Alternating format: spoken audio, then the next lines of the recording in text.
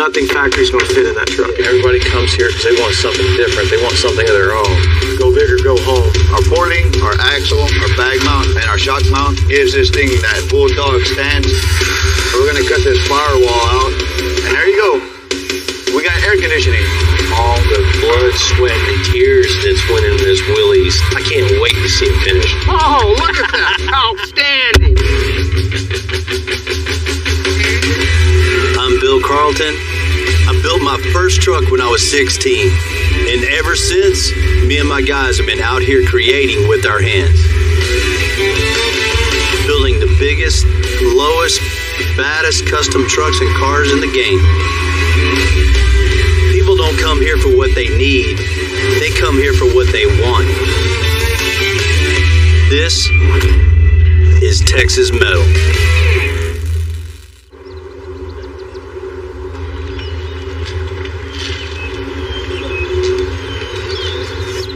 Morning. How's it going? Man, it's going real good, Carlos. I've been blessed to keep getting busier and busier. Our builds just get bigger and bigger. And because of that, we're just bursting at the seams, and we need more help. Well, it's been really nice working here, man. Everybody's great. The builds are awesome. Clients have been amazing. It's just been a good time, man, and I enjoy it. It's definitely hard to find the right people with the right skill set. Well, let's make it official, man. All right. I'm on full time. I'm ready. Let's do it, man. Yes, sir. Luckily, Carlos came from California to help coordinate our build. And I want to show you something, man. You mind if I drive real quick? Yeah, where we're going? You'll see. Insurance paid up, right? Yes? You know, he's only been here for a little while, but he's fitting right in. Oh, I forgot something. Let me go back up here real quick.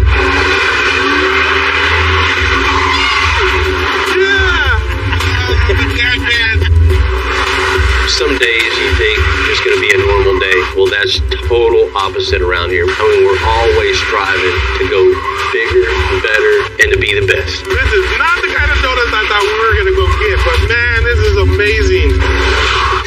Hey, welcome aboard.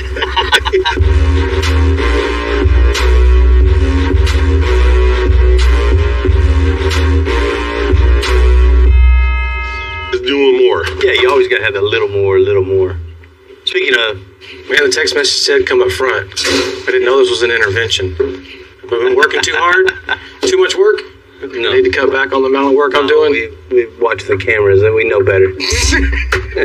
Or that's right. That's why we need to talk to you. What we want to talk about is that Willys. Okay. I'm really getting excited about it. Yeah. But we're still a long ways away. The 1960 Jeep Willys rolled in a while back, and it was in really good shape. But the owner, he wants a one-of-one. You know, something totally different, unlike anything else, and he wants that just aggressive bulldog look. So we went big, split that cab up into 4 pieces, you know, making it 8 inches wider and about 6 inches longer. Bob Grant, one of the top guys in the game, made that body just look like it came that way from the factory. Yeah, this is my first big build with you guys, and seeing that thing for the first time was just impressive, and I can't wait to see it finished. But we're getting close, man. We're getting real close. Once that cab was larger, we had to go with that larger frame. So we built the frame with the same size tubing we use on a 1-ton truck. So it's way strong enough to handle that 6.2 Hellcat engine that's going in it. It matches the size and design of the body.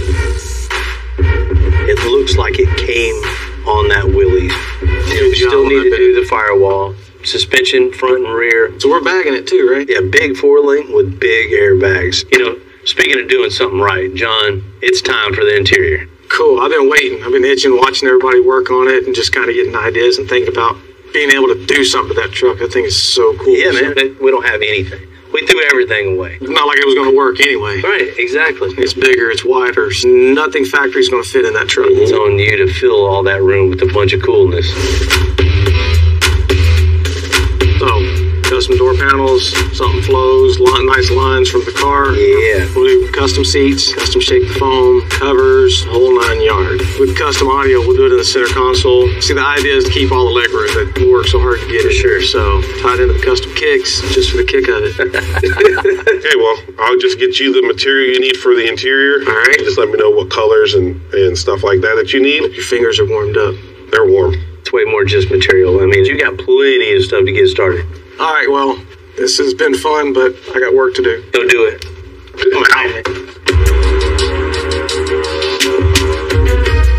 We mocked up the engine and because the Hellcat's pushing over 700 horsepower, we're going with an extra heavy-duty suspension.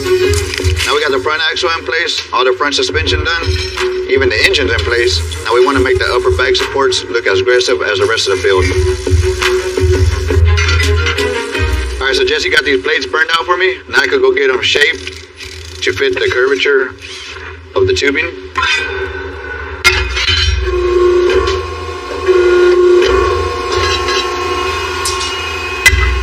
God dog. Now we got this bent perfectly. Cleanup time.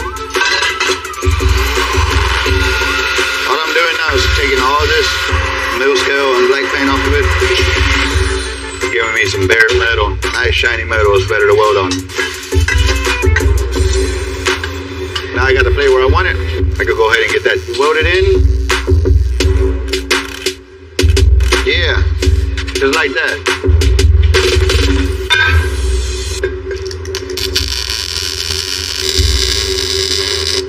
So we got our lower bag mount here, which the bottom of the bag is going to sit on, and our upper bag mount, the top of the bag is going to sit on. Now, next step we're going to do is make a gusset that connects from here down to the side of the frame rail, give it a lot more support. We're going to do it out of pipe as well. Do it like that, we can't get that bolt out. But if we do it like that, we can. As you can see here, this definitely is going to add a lot of support to the end of this bracket. Pretty bueno. Now we got a complete bag mount.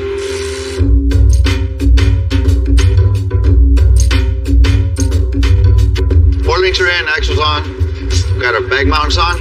Last final piece to the front suspension, doing the shocks. All we gotta do is make us some shock mounts that attach from the frame to the top of the shock. So after doing shocks about 1,000,000 times, we're gonna cut us a template out, something like that. We'll see how close we get to having that correct. Pretty confident it's be pretty close. Perfect. Now we're gonna take this, get that cut out. Now we got all 4 pieces cut out. We can get these sanded, put some holes in it. Now I got the first hole. I can clamp the second one together. Use that hole as a pilot. Punch to the second one.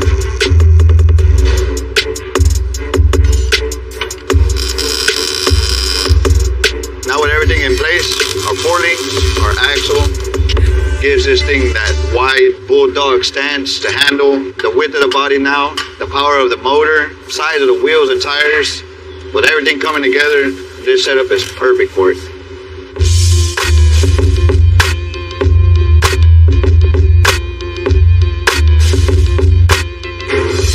So today's the day. We're going to get started on the door panels for the Willys Jeep. The look they're going after, with this one, that's kind of a utilitarian style.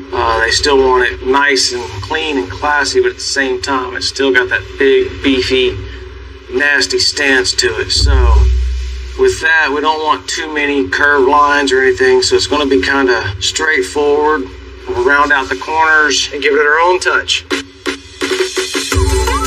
Kind of going to be my roadmap for the computer. We'll be able to expand and elaborate on our design, change them around, do what we need to do, and have a door panel.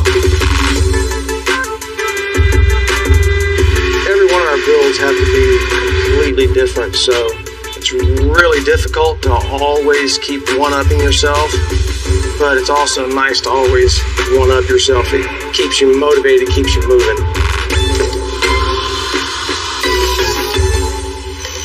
Next step, take this in place and get it on the router. It's that magic butter.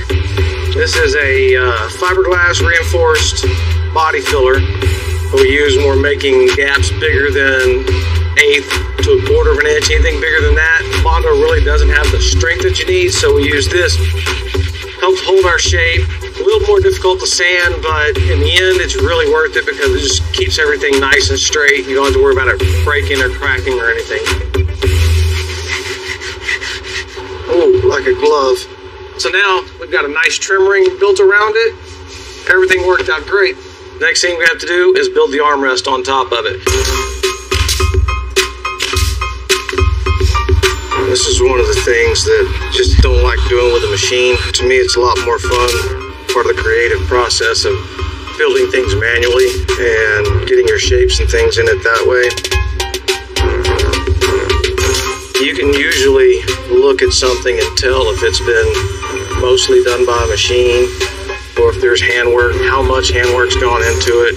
It just has more of an organic feel. So to me, there's no replacing that.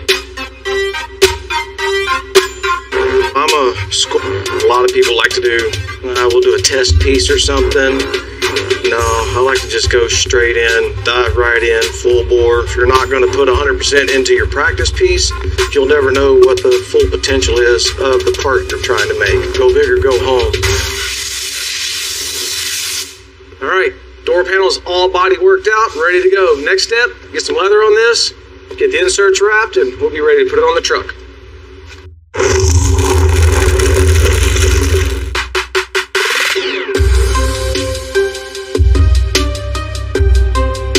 Come through the shop all the time. Oh man, you inspire me to do this, to weld more in my garage, or to be more hands-on. And then customer comes in, says, well, I've seen how you did this. Well, I want to do this. And the projects they spiral out of control from there.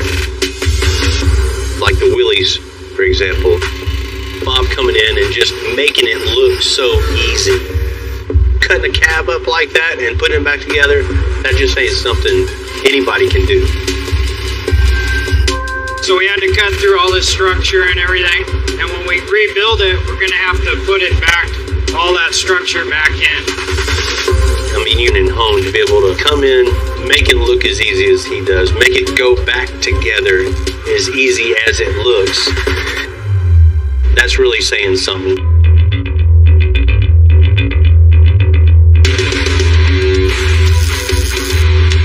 To make the body lines match up the way they do, the proportions look the way they look. I mean, that's a skill set in itself also. Just the cab on the Willys is something we can all be proud on. And having Bob part of that is key.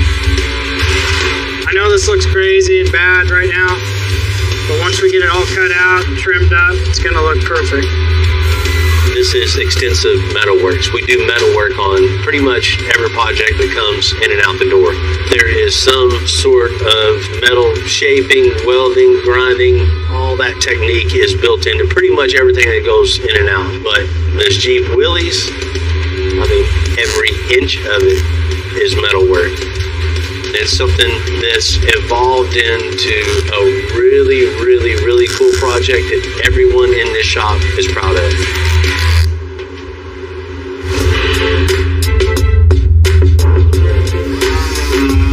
Jeep Willys. The 4-link, new axles, bag mounts, shock mounts, it's all done. Now we're making the heavy-duty hangers for that rear suspension. This is the easy way I found to line it up and make it all straight. I make all the cuts right here without having to do it on the frame. Kind of something cool too, the Willys has a little roll in the fenders, so this kind of duplicates the fender a little bit the way it rolls back. Once it gets welded out, it gets super strong, it's all going to flow together. Now Tim got these nice hangers tightened in place. I'm going to go ahead and get these welded out. After that, we're going to start building a heavy-duty 4-link to accommodate the heavy-duty rear end to handle all the power that Hellcat's going to put out.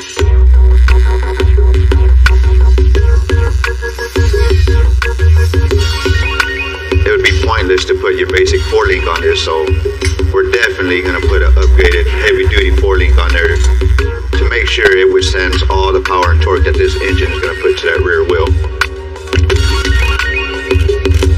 Now we got the hangers all welded in, some good strong welds. Now it's time to get that 3/4 ton axle in and get that 4-link built.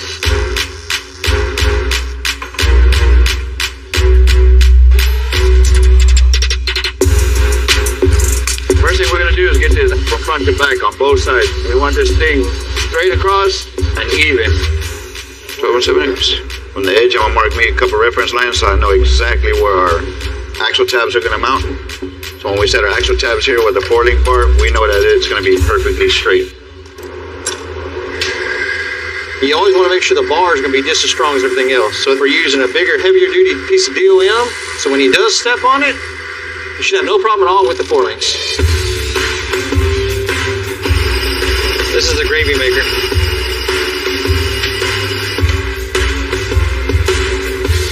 All right, we got the top 2 bars in. We're gonna tack them in place so it don't move, and we'll get our bottom ones made.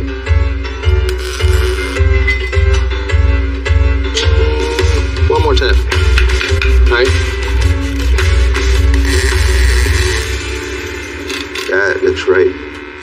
All right, we got the hangers in place, all welded out. Heavy duty 4-link bars in. Now this thing's gonna be able to handle whatever that engine throws at it.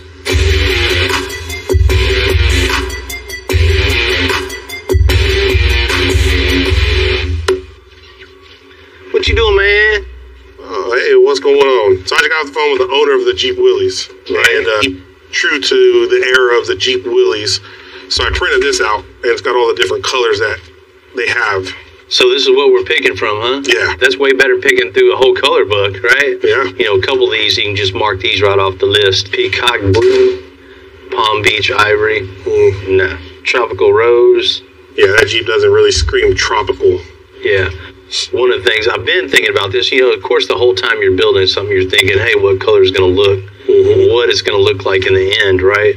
And I've been thinking dark green since, you know, for a while now. That pretty much makes it easy on this. That deep, deep green is going to look really, really good on there. I think, you know, you're really going to see all the body lines. I'll get with Juan back there. We're going to mix it up, you know, a little bit. We don't want to have, you know, boring green, but... Yeah, you got to keep it a little custom, but right, keep it OEM style. Yeah. And then it'd be a one-of-a-kind color just for his Jeep. You know, as far as the interior color also, man, it has to be a tan. I think that deep green with the tan interior, I mean, that's a win-win right there. This is going to stand out like no other. I'm going to go get with Juan, get something mixed up, because we're ready. Yes, sir. We're going to make it happen. Go.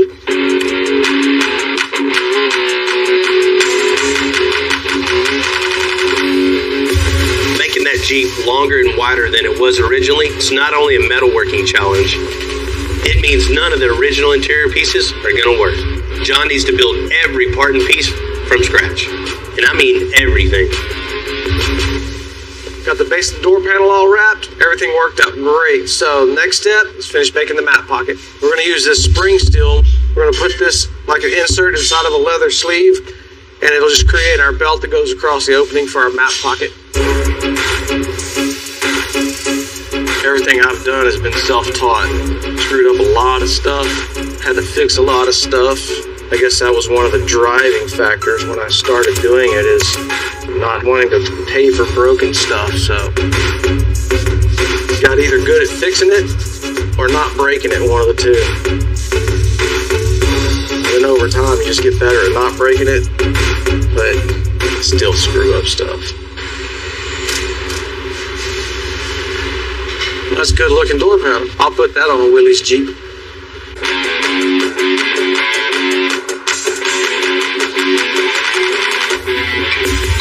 You know, it's no secret, I'm a big fan of air suspension. On-road, off-road, doesn't matter. It's a better driving experience. That's it. We got a center of our bags laid out. So what we're going to do is make a perimeter around it with pipe and then plate it all in. That's going to be our upper bag mount.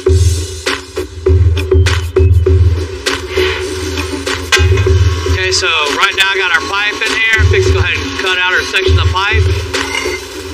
Then I'm going to take it over to the pipe bender. Then that's going to be our upper bag mounts.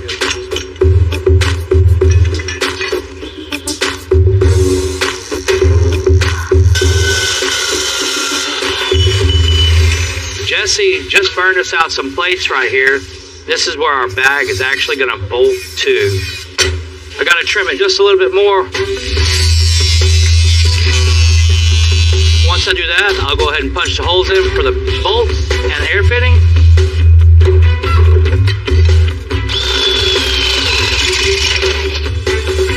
Once I do that, I'm going to go ahead and weld this thing out all the way. All right. Got both the upper bag mounts done. Everything's welded in. So next is go ahead and put them on the truck.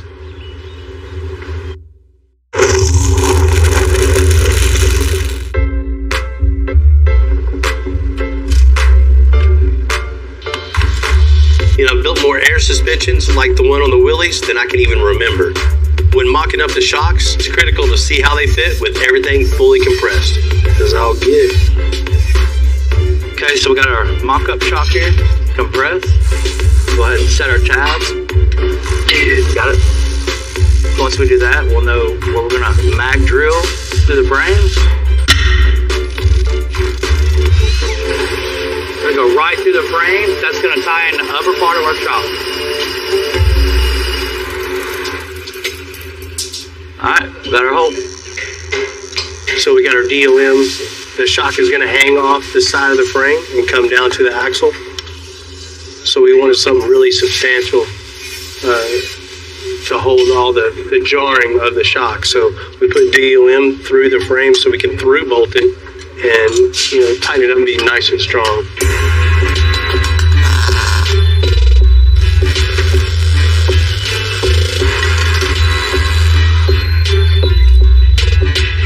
So it's a sleeve, basically, to go over our DOM. Just cosmetic, basically.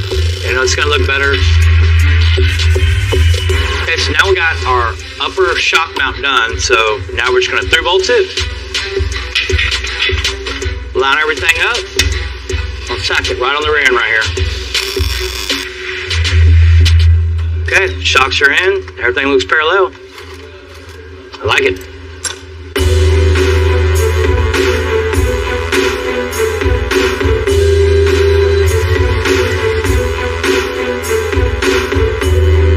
So we're getting started on the console for the Willys Jeep. We're going to do a stack fab style box. So basically, we're just going to make a bunch of rings. We're going to put a subwoofer in it. The woofer's going to be on the back side, firing at the back wall of the truck. And we have a good solid foundation for our curve. We don't have to worry about any flex or anything like that. So really good way to go about it. Give it a squeeze. Just got a clamp on here. We're going to let this glue dry for a minute. Once the glue's dry, we'll put the baffle on it, cut our hole in it, and start shaping these sides in. Step one, rough cut. There's just something to be said for knowing that you can do whatever you want with your hands. You know, that's one thing I've always said, because I'll find something to do.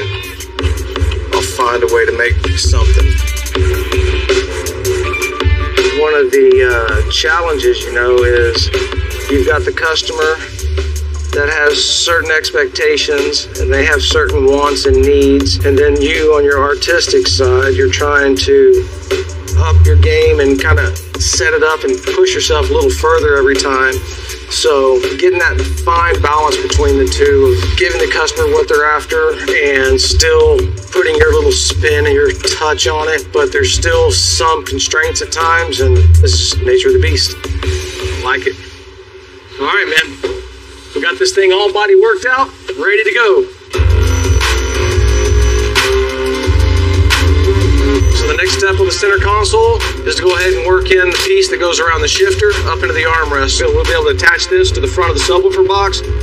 So the next thing I have to do is start working on the insert and all the parts that go around the shifter.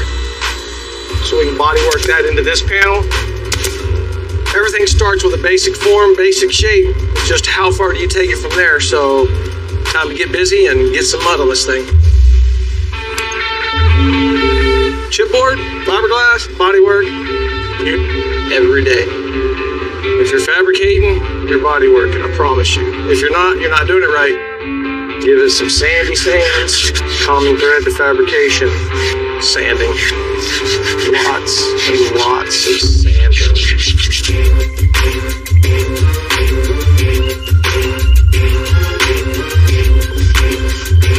Usually because we go with bigger engines and transmissions, we cut the original firewall out. Now it's time to replace it with a new handmade firewall. Even though you won't always be able to see it, we're going to give it that same custom look as the rest of the Willys. Now we got the cab lifted up off the frame. What I'm going to do is start removing all this stuff that's not needed anymore. And we're going to cut this firewall out and build a whole new one that looks really nice. There's no point in having this ugly looking firewall when the rest of the truck is completely custom. And there you go. We got air conditioning.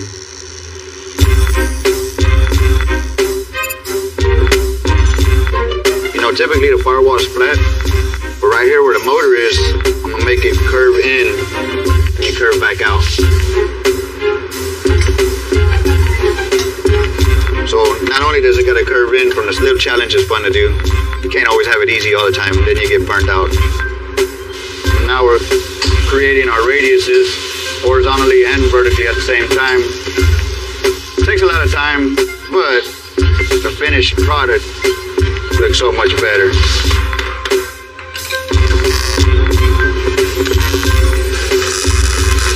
We got the hardest piece done. Now that it's tucked in place, we can build our templates for what we're gonna design on the rest of the firewall, which is mainly flat stuff with some bead rolling.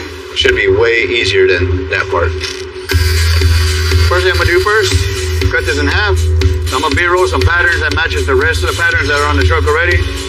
So this panel will match perfectly to the truck and not look out of place. Now we got our first panel.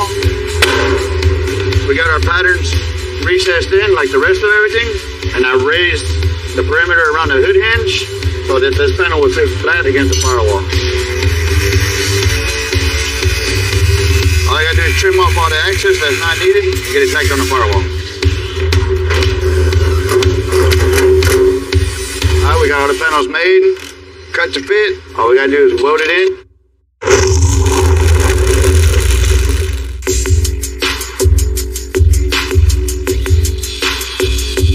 Project like this Jeep Willys, that's one of the most labor-intensive jobs that you can actually do to a vehicle. Every part along the way is just hours put in. From cutting apart the body and totally remaking it, the frame, the suspension, of course that handmade bed. Most of the time when you have a project, you're working with parameters there. You're just changing, tail lights or maybe changing the wheel well opening a little bit just to add those custom touches. Well, in this case of the Willys, there's no reference points to go off of.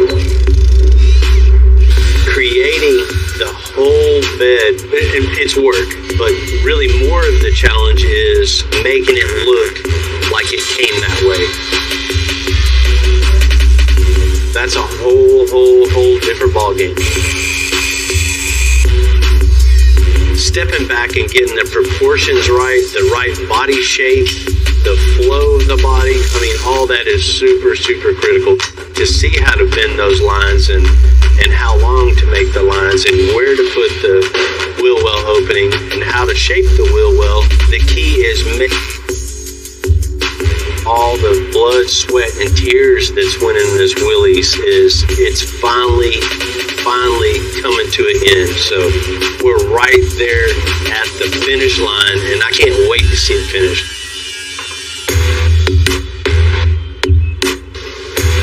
When you're working on these big builds, you always learn to celebrate these big milestones. We'll do it. With all the months and months of metal work finally done, we can finally send this frame off to powder coat. It's a very big day. When you finally send off the frame, that's one of them days that you really look forward to because all the fabrication's been done. And once you get it back, clean out the powder coat of holes, and you get to start reassembling this thing, and it really starts to come together.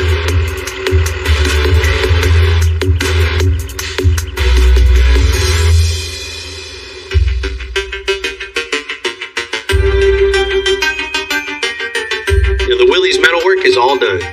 The body shop did their thing, now it's time for paint. Green for the money, gold for the honey. Alright, so we're gonna paint this Jeep's Willy, Jeep Green, which that's actually the name of the color. It's called Jeep Green. Basically, it's a military green with some glamour, and it's gonna be a nice color. It's gonna be something exotic, something nice. All our colors, so now we're ready to take it to the shaker and get it all mixed up.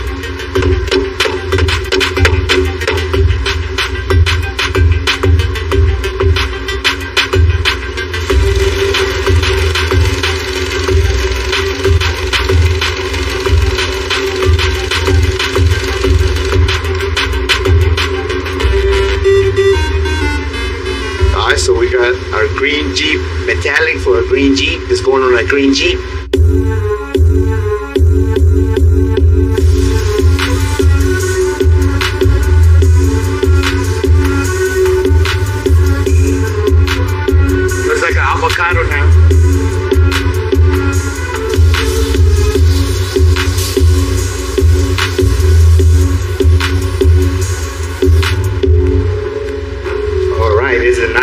green. It's gonna look good. I like it.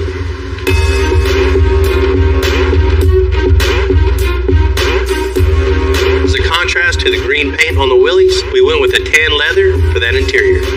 You know, with that color combo, it'll really make these handmade seats really stand out.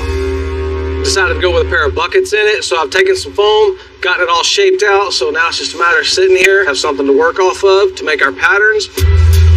Let's see, so we're gonna run center on this.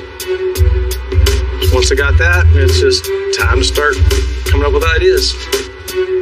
Probably one of the hardest parts of all of this is the simple fact that no two can be the same. Everybody comes here because they want something different. They want something of their own.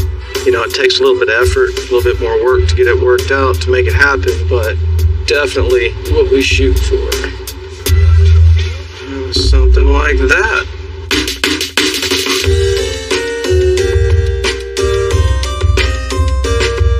Foam gives our pattern some workability, make it lay nicer, look better.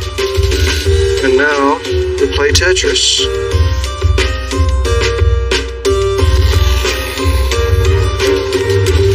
Let's go sit down and do some sewing.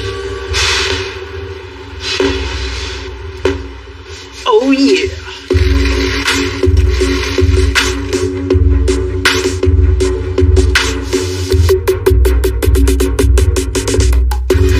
We've got two halves of our insert. We're going to put these together. We're going to make a strip to go up the center. Get that sewn down. It'll custom top stitch. So it's like drawing on it with a marker. You get it crooked, you're going to see it. All right, got the first insert done.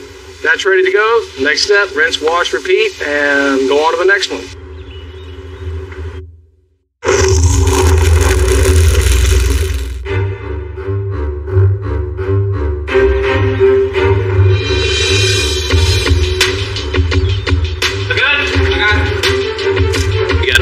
Parts and pieces back from the powder coat.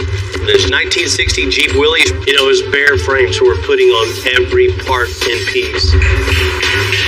We got the axles painted, all the 4-link bars, powder coat tapped out of them. We got our Hellcat red eye engine transmission painted. Everything's going back together. It's looking really, really good. I love the gray hammer tone next to the green metallic. Man, it just looks very classy, but it still has that military kind of feel. So I think the colors are going to go with this perfectly.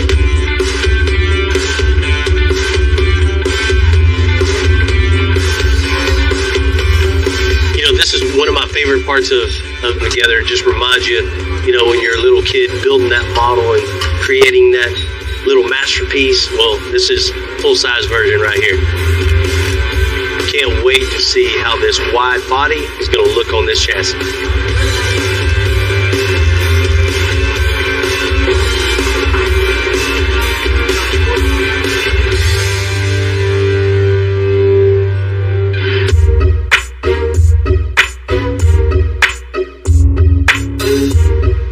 Right now I'm just doing a layup for the kick panels on the Willys Jeep. Trying to get this thing set up so we can get the machine running. No matter how many sets of kick panels I've made or how many panels I've made, whenever we're building these cars, every one of them's different. Every bit has its own way of making a mess out of me, so dirtiest tool in the shop besides me. We may start with a template from another one, but from there we just elaborate on what we've already got. Then we have something that's totally unique, completely different. No one else has it, only that one truck. So everything has to be different. Hey, man. Hey, what's up? These are great. Those are the kick panels? I could use a little bit of help. Nothing, it's easy work. It's easy. This is a trick. I've got all the drawings for the Willys Jeep. Okay. I just need you to take the drawings out of the software and put them into the laser software so we can feed Lay's Fonda and she can cut out some trim rings for me. We're going to feed the new beast. Yes. Feed the beast. Chomp, chomp, chomp.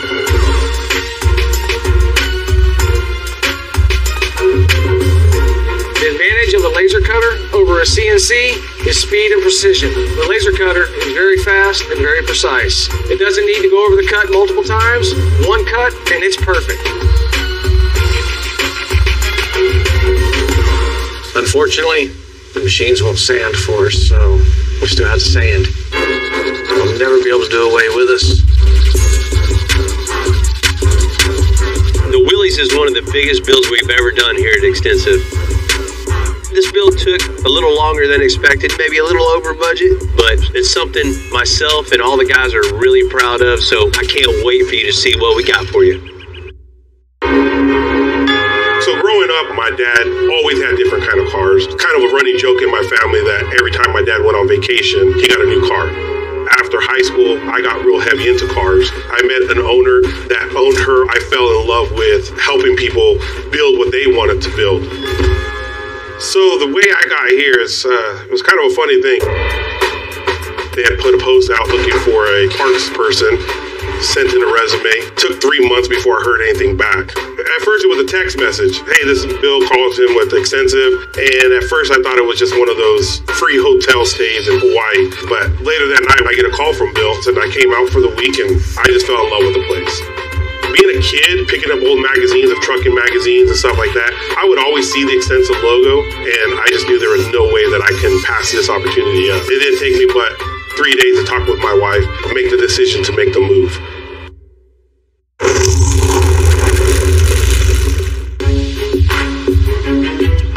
Today's the day to really see how we did.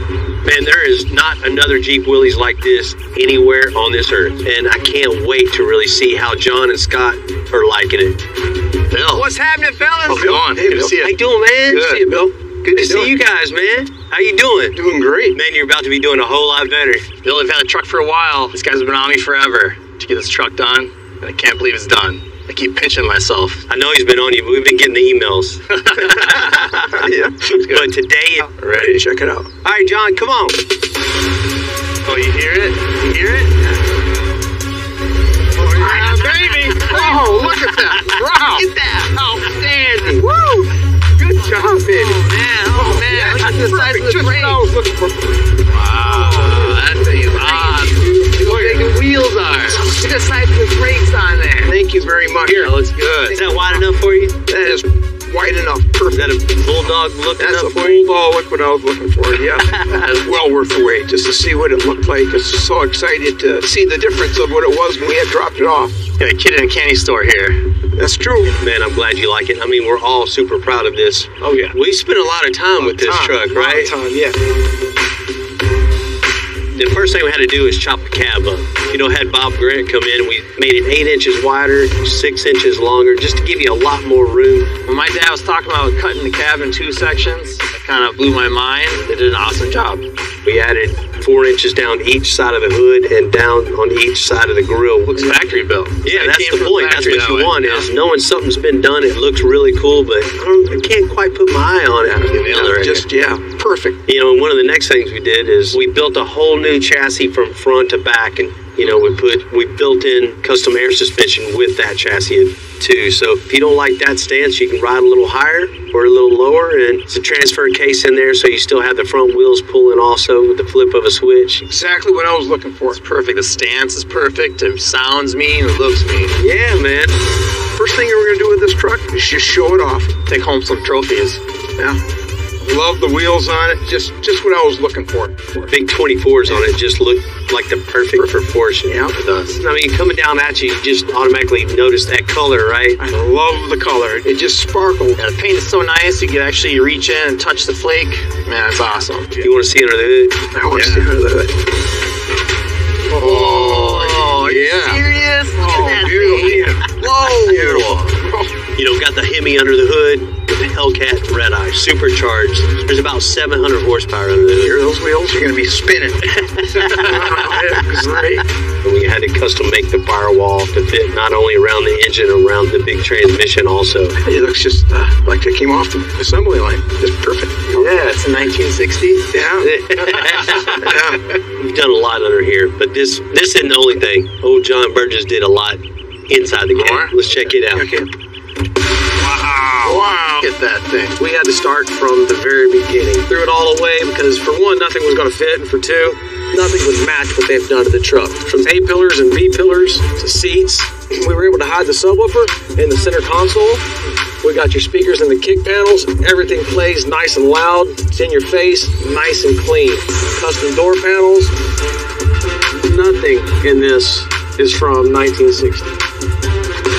Took a blank canvas and made it a masterpiece. Yes. We got one more thing to show you in the back. One more? Yeah, one more. Right. Sounds good.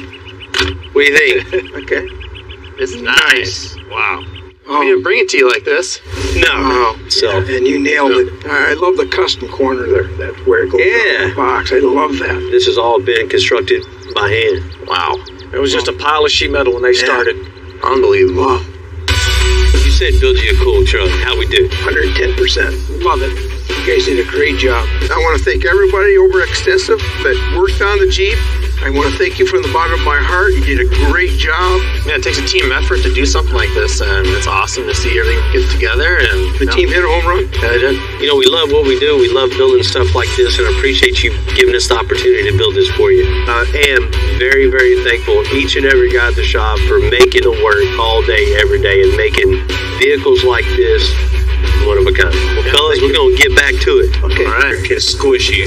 We're going to make it a little cooler. Why else would it be here? Air suspension on this whole truck and trailer. Truck and trailer? This motor is smoked. Runs like a dream, just no power. I think like a 12-valve Cummins. Oh, wow.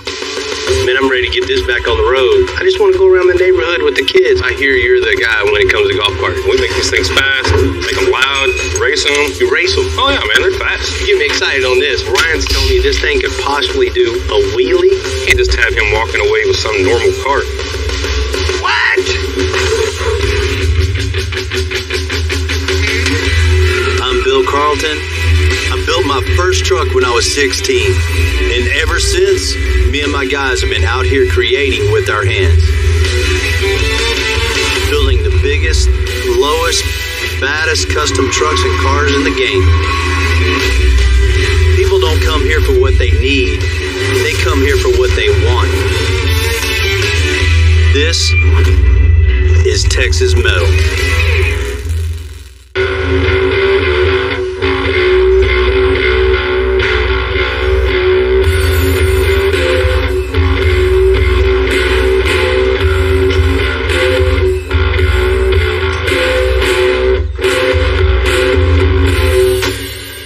Fellas? How you doing? What's up, man? What in the world do you guys have here? Brought you a 1953 white with a 1951 Fruhoff tanker. The tanker yanker from St. Louis, Missouri. Man, that is cool. This ain't something you see every day. No, sir, it ain't. You know, like I say, you never know it's going to roll through the gate. Prime example, today, a 1953 tanker truck. This is the type of truck that gets me excited. The thing looks good, looks like fresh paint, everything on it. Yes, right? it is. So what's in the tanker? Nothing, it's just a promotional tanker. It used to haul gasoline back in its day. We actually have 34 Peterbilt trucks, just like this color here, that we run in St. Louis, delivering fuel every day. So we take this thing to parades and stuff, and people love it. The truck and trailer combo gets a lot of attention, but we've convinced the owners to make it a little bit cooler. So you just want it to look good, promote business. Yeah. And have fun. Yeah. It's a company vehicle in their second generation. I want to make it comfortable for the third generation to be able to go cruising. And that's where you come into play, All Bill. right. So what you guys got under the hood? Is that one of the upgrades we need to do? It's a Whopper. Let's check it out. Oh, there. It's all original stock motor.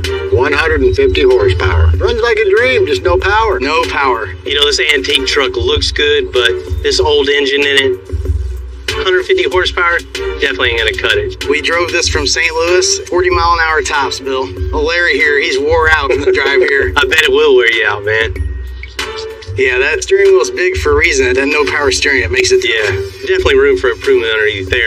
I think like a 12-valve Cummins. Oh, wow. Automatic transmission, so anybody could get in it, drive it, have plenty of power, and that diesel rattle, too. It just would fit this whole project, right? Perfect. Yeah, that'd be awesome. Yes, it would.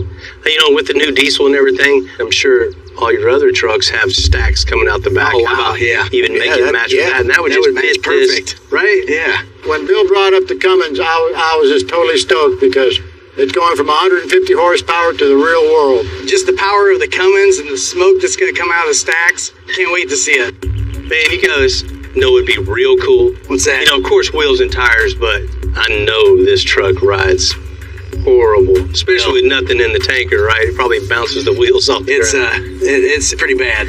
This is a difficult truck to drive, as you seen when Larry brought the truck in. It's old school. It's got air brakes on it. Oh, you're going to come out at 80 years old driving that thing around town. What do you guys think about air suspension on this whole truck and trailer? Truck and trailer?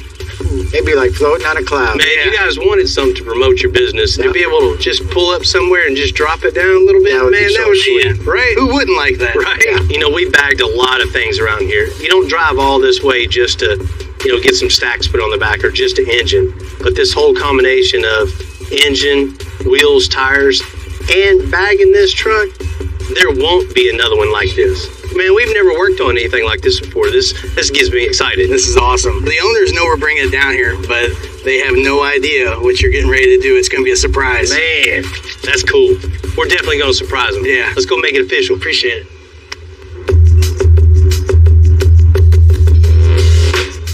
They got a badass old truck, but it's not up to today's standards. You know, not just anybody can hop in a vehicle like this and know how to shift gears, push in the clutch, do that, and steer. I mean, 25-year-olds, maybe even 30-year-olds these days can't even drive a standard. So, of course, make it cooler, but we're going to make it driver-friendly, have some air conditioning, have some power steering, and a lot of power under the hood. You know, we've worked on big projects in the past, but nothing like this. With a this big, those fine little details that were this small on other projects are now this big.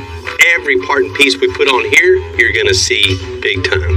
This gets everybody excited. When you see cool stuff like this come in the shop, you know you're gonna get to make it even cooler. That's what we're in business for.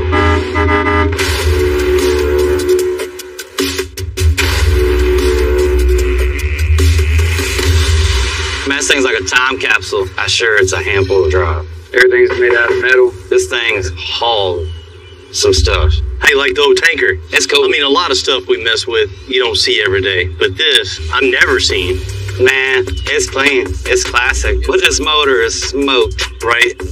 This is a trucking companies, you know, they take it to parades and just promote business. A cool little toy for them, basically. No doubt. It's unique. But we're going to make it a little cooler. Why else would it be here? So, you know, what you got in mind? One of the first things we're going to do is take out this engine trans, replace it with the new diesel automatic transmission, tilt column, AC. You know, make it comfortable to drive. New axle, new wheels, new tires, stacks coming out the back. Right on. That would be cool, man. That'd be a good look. We definitely got some upgrades going on up here, right? Yeah, just a few. Check out the back. Wow. I get paid by the hour. Cool stuff, man. Cutting it in half or what? No. What you don't see is one of these with air suspension to be able to drop it. Yeah. You know, not sitting all the way flat on the ground, but just so it looks good rolling through the parade. Cruising down the street like that. That's going to be even nicer. And comfortable. Mm-hmm. So we'll just cut front axle out, rear axle, and trailer axle. Smooth the rails, and we're just going to totally start over. We'll build a 4-link on the rear, 4-link on the truck, electric brakes on the back, just like a modern trailer. Yeah. Keep the retro look, but just do the modern suspension. Yeah. When it rolls up, man, people are just going to lose their mind. What we'll do is put the truck in one bay and the trailer in the body shop bay, so it's the only place it'll fit, right? Yeah. Let's do it. Let's do this.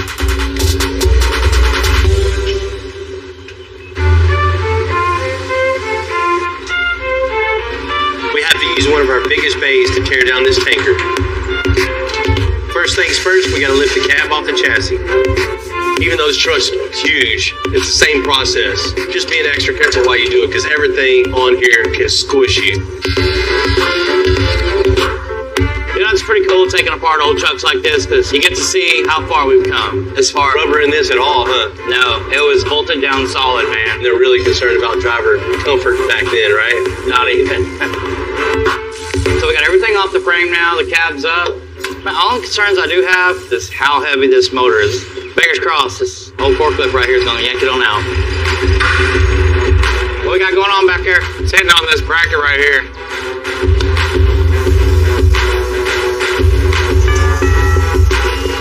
It's good.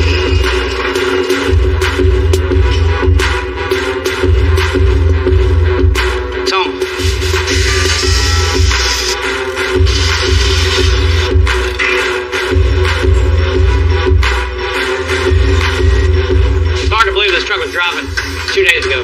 Here it is, bare frame now.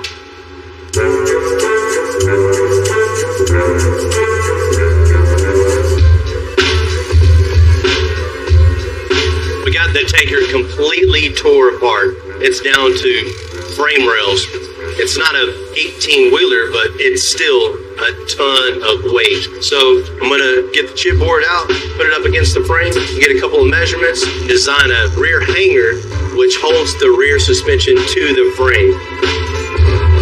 I got the hangers all laid out for the old tanker. Oh, that big tanker that just came in? Yeah. I want these to bolt in the factory hanger spot where the leaf springs used to be. They need to be super strong. So let's burn this out of 5/16 plate. 5/16. All right, got it. Bill wants it laid out, and I'm ready to cut it out.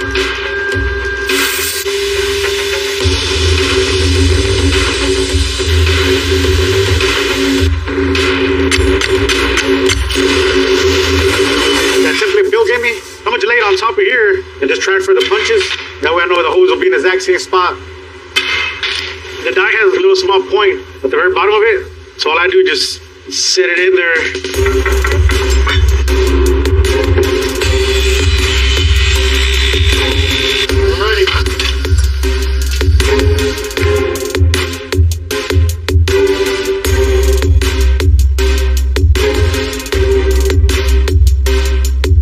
We just got our saddles back. Everything looks real nice on them. Did a good job.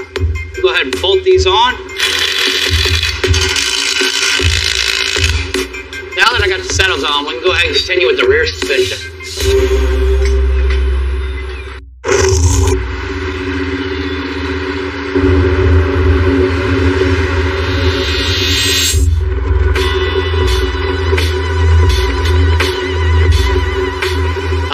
As good as this tanker truck when I'm 70. However, not everything looks so good. These axles, they're not gonna work. What you got here, man? So this morning I went off to the junkyard, found an old truck, the robbed axle out. Yeah, nice. Exactly what we needed. Check it out, we got the single speed axle with hydraulic disc brakes. This thing is gonna stop good. You know, anybody can get in and drive and not to worry about the air brakes or anything like that. Man, that's nice. That's definitely what we needed right there for this build.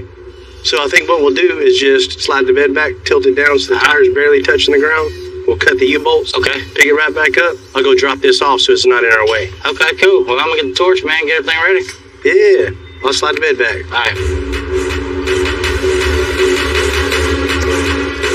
Cut the brake hose bracket. And just cut the brake line back about a foot, like where the crossing member.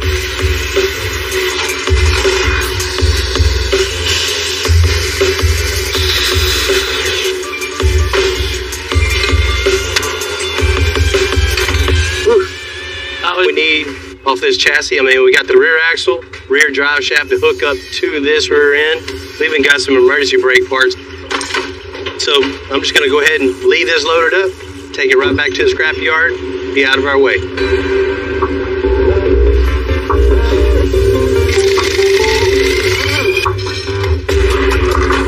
We only need to replace the axle because the old chassis on the tanker is in good shape. Not that much more. 1, 2. Just as equally important to the hangers were our brackets on the rear end. That's where all the power from the ground transfers to the frame itself. Good thing I got my good welder right here. Welding something like this, it's really important. There's gonna be a lot of weight. You wanna make sure everything's prepped good. You have good penetration when you have good prep. Penetration is the next thing. You want to make sure your machine's turned up high enough. You're going to penetrate both pieces of metal. You got good form. You're comfortable. ABC of welding, always be comfortable. When you're comfortable, you're going to weld better. One of the things I love about the custom game is just the scale of some of our builds. It can change so radically from build to build. On one hand, you got just this massive thing. But then you can go completely to the other end of the spectrum. And I've had this golf cart in my garage for quite some time. Me and the kids will decorate it for Halloween. Make it in kind of like a hayride. The last hayride went haywire. I got about a half a mile around the house, and it totally quit. Man, I'm ready to get this back on the road. I bet you are. Had a couple people work on it over the last year and a half. No luck. Man, appreciate you. Yes, sir. Thank you. See you later. So a friend of mine was telling me about this golf cart guy, Ryan. Not only gets them running, but he does some crazy stuff to them too. Kind of like we do with cars, he does with golf carts. I hear you're the guy I need to see when it comes to golf carts. That's what they say. Love cruising around the neighborhood with my kids, my wife, but man, it's just been sitting in the corner of my garage for over a year now. Just shot. Something's going on with it, and I'm just super tied up at my shop right now. Oh, I bet. I'd love to just give it to you, and you get it running for me, man. Well, we can definitely get you fixed up. You brought it to the right place. I'm one of the 3 owners of Golf Carts Modified. Been doing golf carts for about 7 or 8 years now. Started out as a hobby, turned into a business. Say more. I mean, everybody drives them on the street, takes them to the beach, they go camping. I don't even own a set of golf clubs. I got 9 golf carts and no clubs. And we make these things fast, make them loud, race them. You race them? Oh yeah, man, they're fast. Especially electric ones. I mean, we got one electric one that'll do 70 miles an hour. I mean, it gets a little sketchy at 70. Yeah. That cart belongs to a 13-year-old girl. Runs 40 miles an hour, and will pop a 3-foot wheelie for about 60 yards. Now you're talking, man. Ryan's telling me this thing could possibly do a wheelie and haul ass. You know, I'm hearing all this, and this is something I'm really interested in. You get me excited on this, man. I was just coming here just to get it going, but you can do something like that with this. We do what you do, just on a smaller scale. You want to go crazy? We'll go crazy. Let's check out what you got, man. 36-volt series cart. Oldie but a goodie. I mean, we can definitely upgrade this. Bill has pretty common golf cart. He's got an EasyGo TXT. We like working on a TXT because they have a steel chassis. They're much easier to customize. You can do a lot more with them. And nowadays with powder coating, you can make them last just as long as any aluminum frame cart. What we can do is we can get rid of all these heavy lead acid batteries, go back in with a lithium, jump voltage. We can go all the way from 48 all the way up to 72, cut half the weight, and add double the power. Dang, and that's what makes you do a wheelie or what? That's step 1. You also got to add a motor and controller. If you want to roll fat, AC stuff is the way to go now. It's instant torque. It's the most efficient system you can buy. Think about your big electric cars. All of that stuff's AC. You're pretty much building a miniature electric car. I love it, man. I love it. You know, Bill, if we're going to be into it, man, we probably should upgrade that suspension. You don't want to be coming down on that thing after a 3-foot wheelie. We can add some coilovers to it, put a long travel on it, make it really ride nice. Man, Ron, I'm usually the one selling suspension, so I definitely know what you're talking about. We got to have that. Yes, sir. You know, and if we're going to do that and make it look cool, might as well go ahead and throw on a new set of wheels and tires and really just change the whole look of the car. They're not bad, but if we're going to go all out, we might as well go all out. Yeah, so much for just dropping it off and getting it fixed, huh? Oh, no, we're going to fix it. It's getting fixed. This is going to get upgraded a little bit. All right.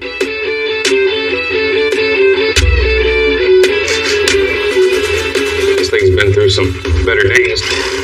You know, I came in looking for not even a little upgrade, just get it running right, make it reliable. It's been in several places. Looks like he's had some fun with it. I just want to go around the neighborhood with the kids. But after talking to Ryan, him, kind of sell me on a couple things. Just pick that bad boy up. I'm really getting excited about going all in on this golf cart. And we will be keeping that part. Old school lead acid. A big thing with lead acid batteries, they have to be constantly filled with water. And if you live somewhere in the south like we do, these things are always evaporating water. These batteries weigh 59 pounds a piece, so we're shaving 200 pounds out of the cart. I'm not gonna have to go to the gym today.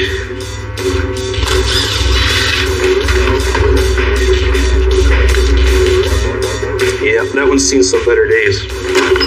We're pretty much down to bare metal. The only thing left to do is remove the rear axle and the front axle and get it ready for powder coat.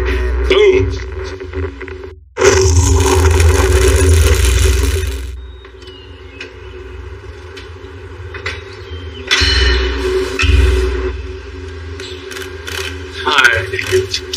That is 7 7/8. We got the 4-link done on the 53 tanker. Took off all the old leaf springs and we're replacing it with a big air spring. You can't ride on anything better than air. What we're going to do is start off making our upper bag mount, and then once that's located, we can put our lower bag mounts in place right up to it. So it looks pretty center from your angle back behind me? Yes, sir. Center of our bag mount right there. On this particular suspension, we're going to put the big airbag up on top. We've been doing air suspension since 1994. Each vehicle you learn from, so this is going to be the latest and the greatest. With all that extra weight that's going to be on the back, we just put a piece of 2x2 across on the inside of the frame that holds the weight, keeps it straight. We're using this piece of 2x3 box tubing just to simulate the bag fully compressed. So when all the air is out, that's how big the bag is. It's 3 inches. It's pretty nice. So we got our simulated bag compressed here, our lower bag mount. So we're just going to make the brackets from the bag mount to the axle.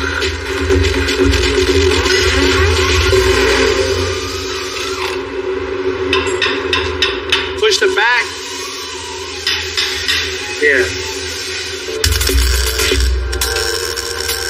That's hard.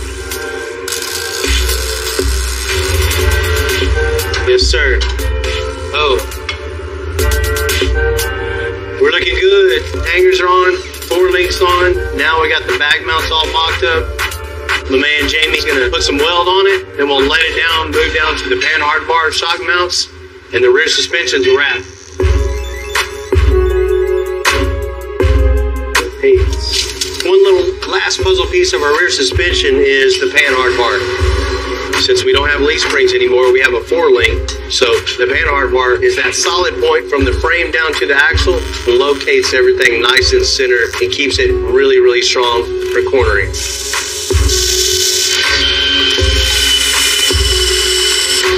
Okay, last piece of the puzzle right here.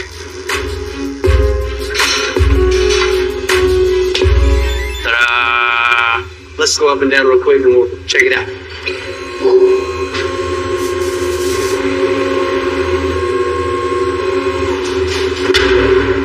Man, Jaime, it's looking good. I don't foresee any issues with this. Yeah, man, this suspension's definitely going to be a lot better than those leaf springs. Handle, work, and have a good ride. Definitely.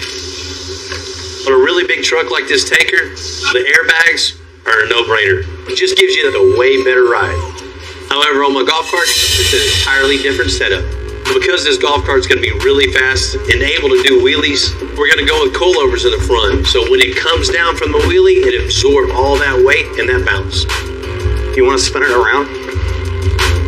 Ryan's bringing his team down from the East Coast to help put it all together. We got a call from Ryan or Bill at Extensive. You know, my first immediate response was that this is fake, like someone has called you messing with you. Bill did not just cold call us and to talk about a golf cart. Once we found out that the build was a go, we laid out a game plan to make this trip to Houston. 20 hours later, 2 truck breakdowns, we're in Houston. We're ready to start working on this golf cart. We just got the frame back for powder coating. First things we're going to tackle is the front and rear suspension. One of us will be working in the back, one of us will be working up front. That way we can get everything going from the ground up. Building a golf cart is not much different than building a car. You want to start off with a good frame. You got to get your suspension set right and make sure that you have a good stance. You always want to make sure everything's safe before you take off on these things. We're about to assemble this long travel suspension for the front end. It's just going to make the car ride better, have better articulation on the suspension. This build's a big deal to us, and we're putting a lot of effort into it because when you get a call from a client like Bill, I mean, he's a legend. It's an honor to get the opportunity to build something for him. I know he wants the best of the best, and that's what we're going to give him. This car comes factory with leaf springs and a solid axle across the front. So when you swap over to a long travel, it gives you 8 inches of adjustability for it gives you more rebound. For this particular car, we're going to go with a 70-volt lithium battery.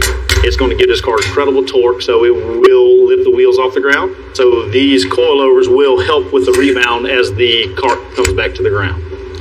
This just all around is a much nicer design than the original equipment that came on the cart. So similar to a truck, we're going to do the rear lift on this. We're going to use a 6-inch lift block in the back. With a heavy-duty spring, this is going to give us clearance. That way we can shove those massive tires up underneath the body.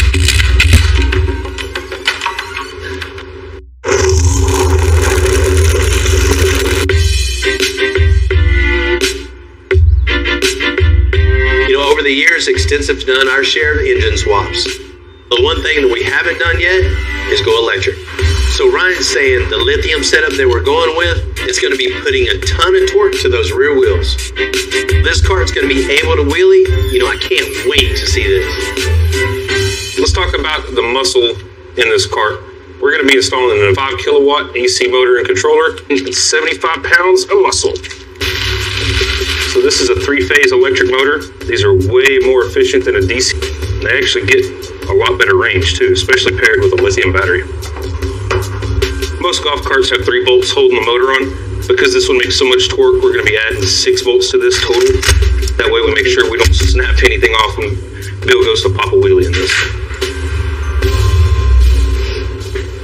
All right, so for this build, it started out with 36 volts of lead acid batteries, which is very old school. We decided to go to a lithium battery setup, and we chose the 70.4 volt eco battery. One huge advantage to run a lithium setup is weight. Lead acid batteries are roughly 50 pounds a piece. This battery is about 125 pounds total. That is a huge advantage, and then you're almost doubling your voltage. So way less weight, way more power. So you ready to grab that big boy? Yep. Bigger is better. You are in Texas. It's secure.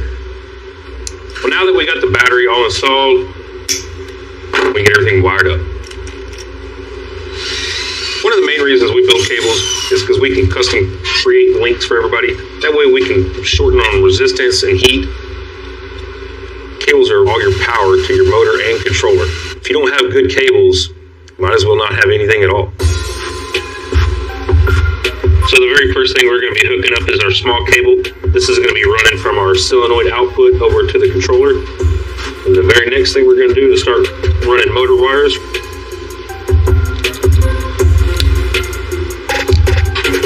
All right, we got the power hooked up, ground's hooked up. Yes, sir. I'm gonna hook this one up, and then we will see if we are completely wired and ready for juice. All right, I'm powering it on. Let me do this. If it beeps, we're good. All right, we got power.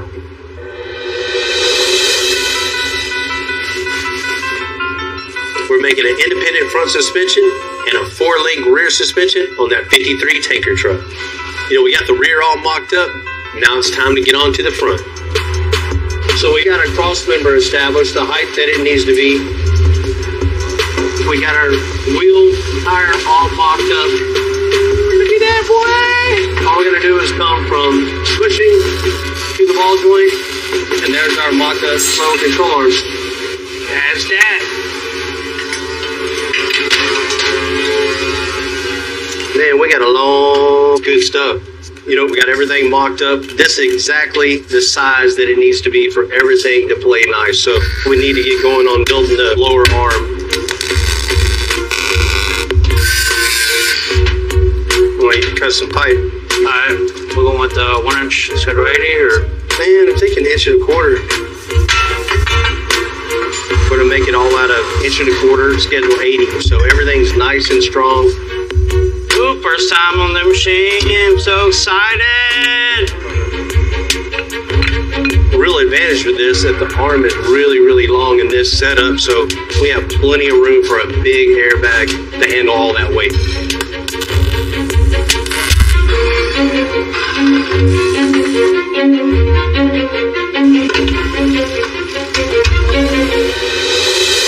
All right, we got our lower control arm on, we got our spindle in place, we got our frame nice and level, we got our measurement from the upper ball joint all the way to where it needs to land on the frame. So I'm going to take that measurement and just make an upper control arm.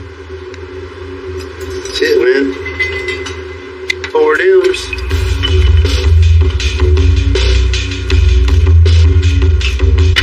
I love jobs like this. This is what, but it makes it fun. You know, when jobs like this come about, that's not repetitious. Yeah. That, you know, it has a set goal and there's no specific way to get there. That's what I love doing. One down. This is going to locate the top part of the spindle so it holds everything in place.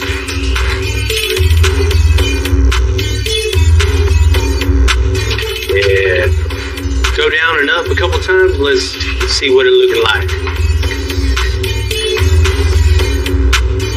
Perfect. That's exactly what we want.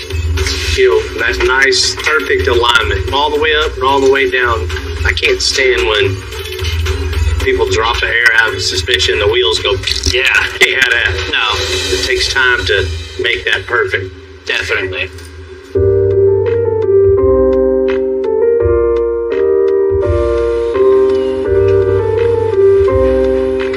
You know, as a fabricator, I'm pretty much known as a control freak. I try to keep my eye on everything all of the time. Ryan, what's happening, man? I'm just sitting here working on your car. That's just the same when things aren't at the shop. Got the new powder-coated long travel kit on. Everything's installed. Coming together real nicely. Nice, man. That gets me excited. I'm ready to do some wheelies in it. Man, I can't wait to see y'all do some wheelies. I think it's going to really surprise you. Yeah. Hey, while I have you on the phone here, let's talk about the body, man. This one that you have is nice, but it's a little outdated. I was thinking maybe we could go with the new store body.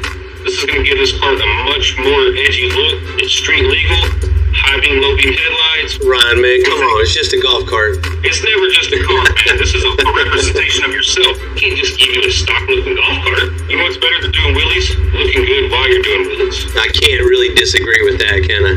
While we're talking about that, though, if we could do the body, we should probably go ahead and put a custom interior in this. Full custom dash, maybe throw in some lighting, custom seats, really take this thing next level. I see your point. You know, I've done my share of pushing the customers to go a little bit bigger on their builds. If we're going to do the new body, man, we might as well, right? That's what I'm talking about. And man, once you're on the other side of it, you know, it's kind of hard to say no. Go ahead and get me hooked up on it then, man. I'm anxious to see what you guys can do. Yes, sir. We're on it. All right. Talk to you later. Man, he got me on that one.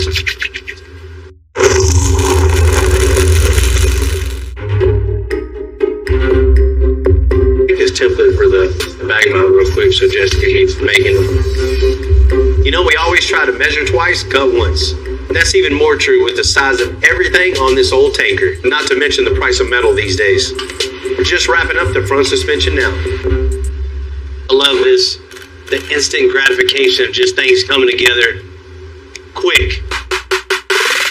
The next step's going to be placing our airbag. So we got our upper bag mounts. We got our 3-inch spacers simulating a compressed bag. We got our suspension bottom totally out. So this is where the suspension needs to be when there's no air in it. So all we need to do, put the bag mount in place, weld it in place with a couple of gussets, bag mounts a wrap.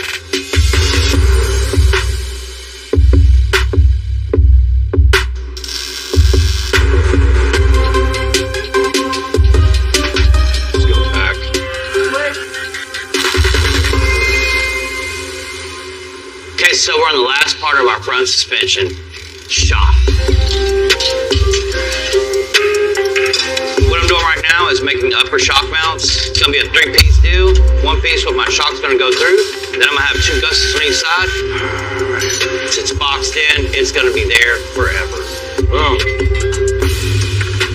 I'm just transferring this pattern to my flat bar. Once I get these cut out, I'll be able to assemble the upper shock mount. I'm going to go ahead and sand it, give it that nice slick look, and I'll clean it up some. Just go that extra little bit to make it look nice. You can see the before and after. This is fine. Most people would, you know, just let it be. Not here. We got to do an extra little step, get everything nice, clean, cool looking. Anybody can do this. Not everybody thinks about doing this.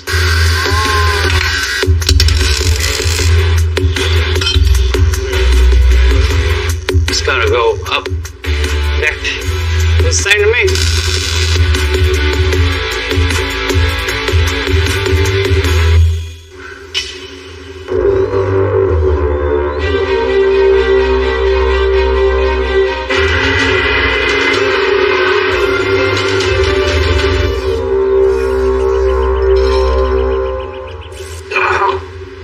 Yeah, no. We gotta take out like that room.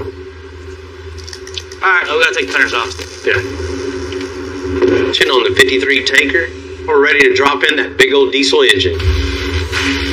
Just try to be easy across that little lip right there because we don't got nothing to balance it. This 12 valve is a lot bigger than the inline 6 the old truck rolled in with. So there's not much room to maneuver, even on a truck this size. We're good right there, Ryan. That motor and transmission is like 5 foot long. No, I think it's even longer than 5 feet. All right, come on in. That's the longest combo I've ever put it in. Good. What's up? On the builds that are physically as big as this thing, every step is just that much more consequential. But you don't want to have that all in a bind right there. Yeah, we're going to have to do a little trimming. Hey, you got to do what you got to do, right? We need to get this big old engine mounted, modified, and running. All right. Break it down a little bit. There's still a lot of fabrication, including the custom stacks, an interior, and audio. And man, we hadn't even touched that trailer yet. It's level? Level. Heck yeah. All right. It's a long road, but it's going to be worth it. It looks really good right there. It does look good. It looks right.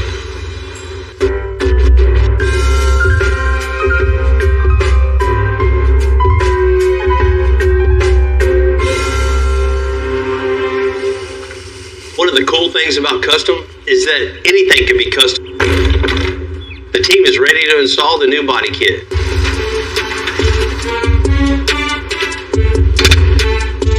Fits like a glove. Nice and flush.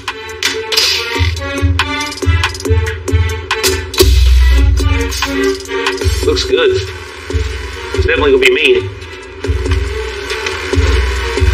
All right, give me a hand with this. This is not a production dash. This is a one-off dash. It's wrapped in the exact same material as his seats are. This is gonna look really good once it's wired and everything is lit up. Is it bad that I'm jealous? I don't even have a dash that clean. You know, it's real cool to get the big builds in, you know, the ones that just command your attention. When you pull up somewhere in just a massive vehicle, everybody is looking to see what the heck is going on. Who's pulling up in here in that big old truck? Every vehicle's different in the design process, you know, whatever the scale is. You attack each and every project individually, but everything about a big build is just bigger. You got to really watch what's going on. All the wrenches are bigger, all the nuts and bolts are bigger, you know, the wheels and tires are bigger. Just everything is not only bigger, but it's heavier also. You know, those are the builds that I just love the most because be different. To have that personality come out, to have that coolness factor magnified on a huge scale. We're transforming those from something that's really nothing into something that's show-stopping. When you're doing an extra large build, that's just extra ways to make it extra cool.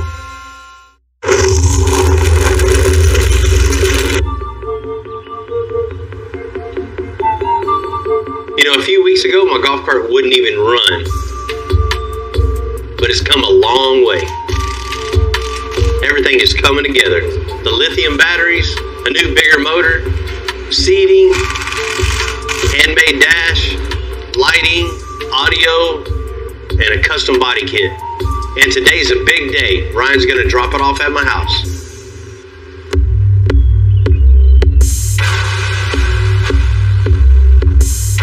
When Bill brought this cart in, it was old, it was outdated, it was underpowered. We changed all that. It's been a lot of work, it's been a lot of fun, lots of hours, but I'm really excited. This cart has turned out awesome. Hopefully when he comes out and sees this, he'll be blown away.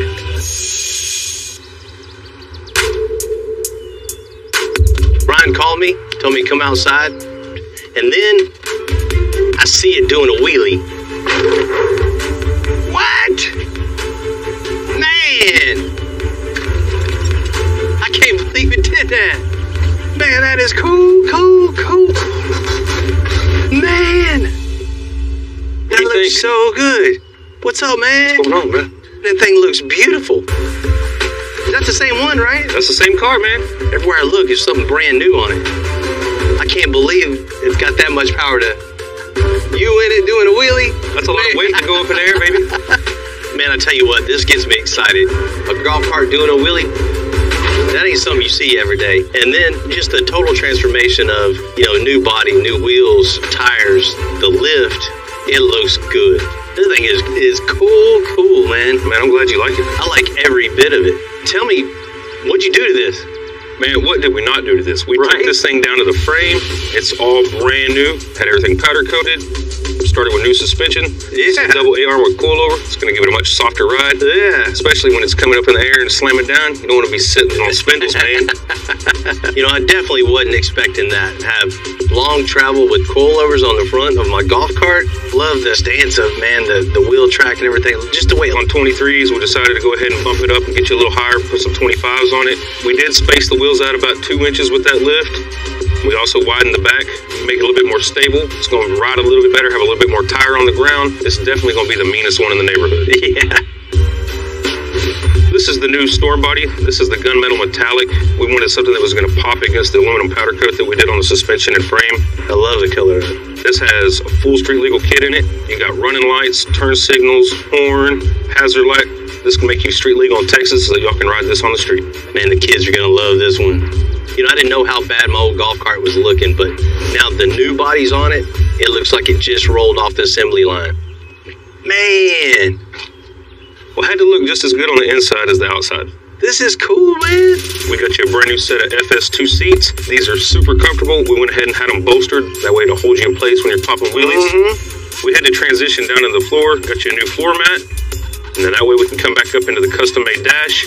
You're the only one on the planet that has that dash. So this ain't something you buy? No, sir. That is custom-made. Nobody else is going to have that. That's a light, man. Hey, if you're riding at night, you gotta be able to see, bro.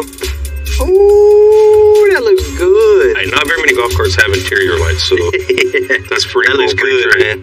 I see. Tell me what's underneath here. This is where the magic happens, bro. That is a big 70-volt, 105-amp-hour battery. That is not your normal lead acid. We cut half the weight of the old batteries out and doubled the power. Man, this is one big contained lithium kit. This is what's going to put the power down to the new motor and controller. This thing puts down massive amounts of torque and produces speeds up to 30 miles an hour with normal batteries, but with Bill's battery, we'll achieve speeds up to 50. Man, I'm blown away, Ryan. Man, it looks cool. Normally, I get to give a customer their car back. I'm not used to, you know, coming outside and really getting excited like this. Man, you guys killed it on it, man. Thank you. Well, you're welcome, man. I hope y'all enjoy it. Definitely. Man, I'm gonna go get the kids, man. They gotta come see this. We all have fun. Appreciate it. My cart was just sitting in my garage for the last couple of years, just broke down. Whoa, is this the old golf cart? Same one. You believe that? Can we go for a ride? Let's go. I'm glad I was able to take it to Ryan. Ready? Queasy. And him just transforming this whole cart. Hey, Golf Carts Modified, they just came in, stepped up, and just built me a hell of a cart. Ride's good, huh? All right, Cleve, come on. Come on, Cleve. Me and the family's in a lot of good times in this cart. About time we get our golf cart back, huh? We need some stacks. Nice bright chrome. Exactly. It's really going to wake it up. Kind of jealous now. I'm really liking it. This is our 37 Ford. We're going to go a little backwards on this one. This customer is going to take this beautiful 37 that's complete and go back with a factory style. Yes, it is. The customer tells us what they want, and it's up to us to figure out how to make it happen. Oh my God, Bill. I'm Bill Carlton. I built my first truck when I was 16. And ever since, me and my guys have been out here creating with our hands. Building the biggest, lowest, baddest custom trucks and cars in the game. People don't come here for what they need. They come here for what they want. This is Texas Metal.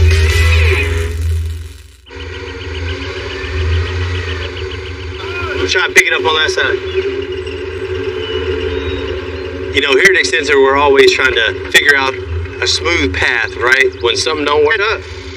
So here we are. A friend of mine needs some help. His trailer's built improperly. He called me.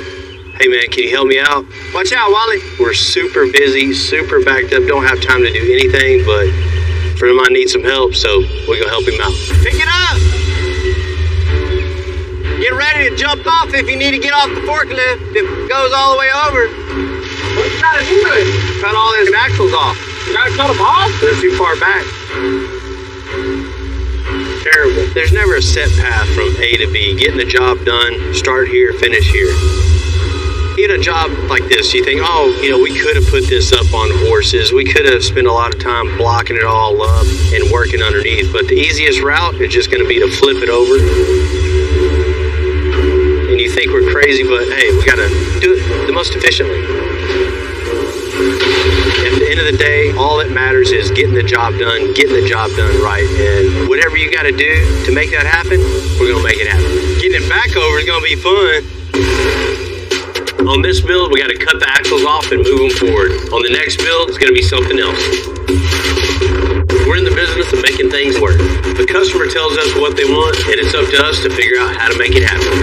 We got a call from a guy who has a 37 Ford, needed a little work, so I thought I'd just jump in the van, come see what's happening. Rick, how you doing? Hey man, good morning. This the one we're talking about? This is our 37 Ford. I know you get a lot of looks with this one. Yes, we do. People always hanging out their windows at us, waving us to stop. The 37 Coupe was a really popular car that a lot of people customized.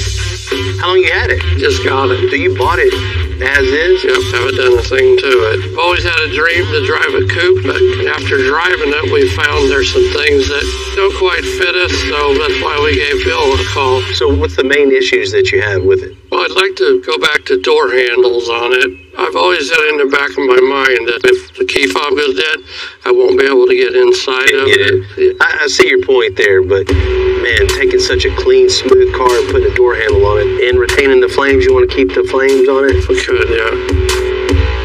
Finding that right handle is going to be the challenge to keep this clean look. That's why I gave you a call. Most of the time we're shaving door handles, you know, taking off that bulky hardware and just making it slick. This is just the total opposite. Let me show you back here what other things that are hard to work with for us. The license plate. I want to get that up. Yeah, that's a pain in the butt. Yeah. Especially as low as this car is, yeah, right? The old knees and arms don't work that good anymore. So I really do kind of like the older style back to the rat rod days. My hopes was to put some factory looking taillights back on it, and then the tag bracket would be with the tag light. So Rick, you want to take this clean, smooth, flush mount LEDs, you want to scrap that and put the factory tail lights. I guess that's what it's going to end up happening to be. But right. You know, on a car like this, most of the time, that's one of the first things to go is the big tail lights that hang off the back. But I see your point here. If you got to have the factory looking light back in it, we're going to find something that looks real cool and going to fit the car very well. This car, you just don't throw any door handle on the door. The same with the tail lights in the back. You know, that all plays in together. When you add one thing, you can't just add another thing randomly. That would just completely destroy the look of the car. See if I can get the doors open. I wanted to show you some stuff that's really needs a lot of work. You got a really clean interior in here, except for that steering wheel. I donate that to you if you want it. Turning the corners is not very comfortable. It's hard on your thumbs. You get stuck in that 37. I'd like to go back with a banjo wheel if we could. Definitely for this car. It looks cartoonish. I mean, that's customizing gone wrong right there. This is a whole lot of one color in here. You know, I think maybe a little piece of polished aluminum around to tie everything else in together, and even bringing it up on the door panels itself. Contrast on the dash and the door panels is a must on this. I think it'll really wake it up and give you a little personalization there too. Make it yours. Sounds wonderful.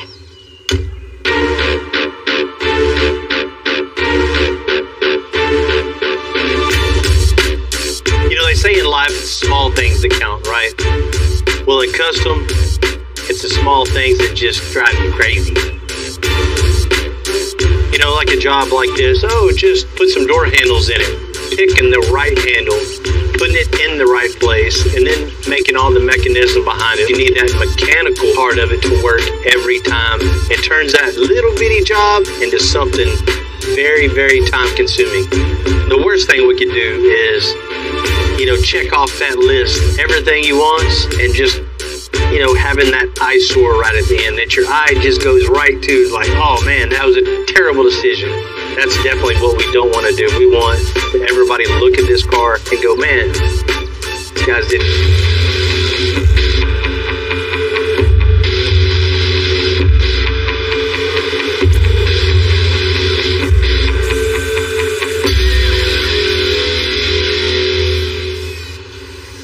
happening? They said you wanted to see me? Yeah, man, gonna need your help. It's a beautiful looking 37. So what we doing? Maybe a little buff, maybe a little wet sand, you know? Well, we're gonna go a little backwards on this one. Backwards meaning? He wants to put door handles back in the car. Door handles? He wants to make it a little more user-friendly for you. You already know, hitting that remote, it don't work every single time. Yeah. And he just wants that reliability of just going and opening the door. You gotta come with it on this one. I see that. We're gonna try not to damage the flames and have to have somebody come in and touch all that up. Cool, so we just need to be real precise, measure twice, drill once. Right. You know, and make sure we're on point. Not only that, there's some other things too. It has the smooth LEDs in the back. Yeah, they're dope. He don't want them. He wants like the factory taillights put back in the car. Like factory with the arms and the steel and the... You know, we're not going to do that. We're not going to go with the actual factory taillight, but more of a factory style look. So it's up to us to come up with something cool, license plate. This customer is going to take this beautiful 37 that's complete, and we're going to go ahead and put some factory handles back in it, and then get rid of these beautifully flushed LEDs and go back with a factory style. That's it. It's still going to have that clean, smooth look, still have that style. Hell yeah. You know, as far as the exterior, that's it. It's on you on that. I mean, the next is John Burgess. He can get with it on the inside. It looks super smooth on the inside too, but it's a little plain, so we're going to wake it up and make it cool looking for him. Right on. Well, what about that gaudy looking steering wheel? That thing there is rough. It looks like a birthday cake, you know, like car on the bottom with the I turned 37, blow out your candles. That is somebody's bad idea right there. That's one of the first things got to go for sure. So yes.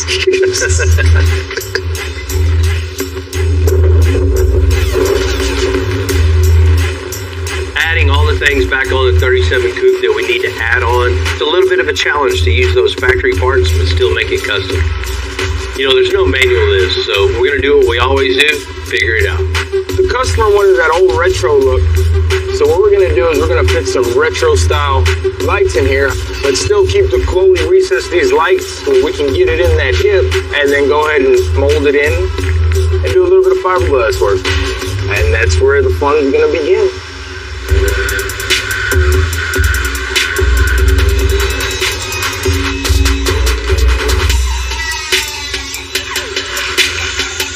The toughest part about doing a job like this is getting the taillights to actually go in the hip without going too far out to the outside of the body and going too far in.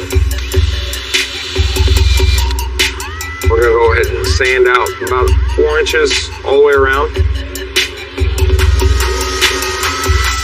That way that allows our fiberglass and our cosmetic repair to bite. So once I get this basket all sanded off, it'll allow us to get a good adhesion between the panel, the basket, and the fiberglass. Cool. That looks really good.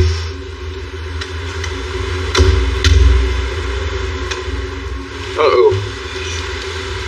I bet you the battery's dead.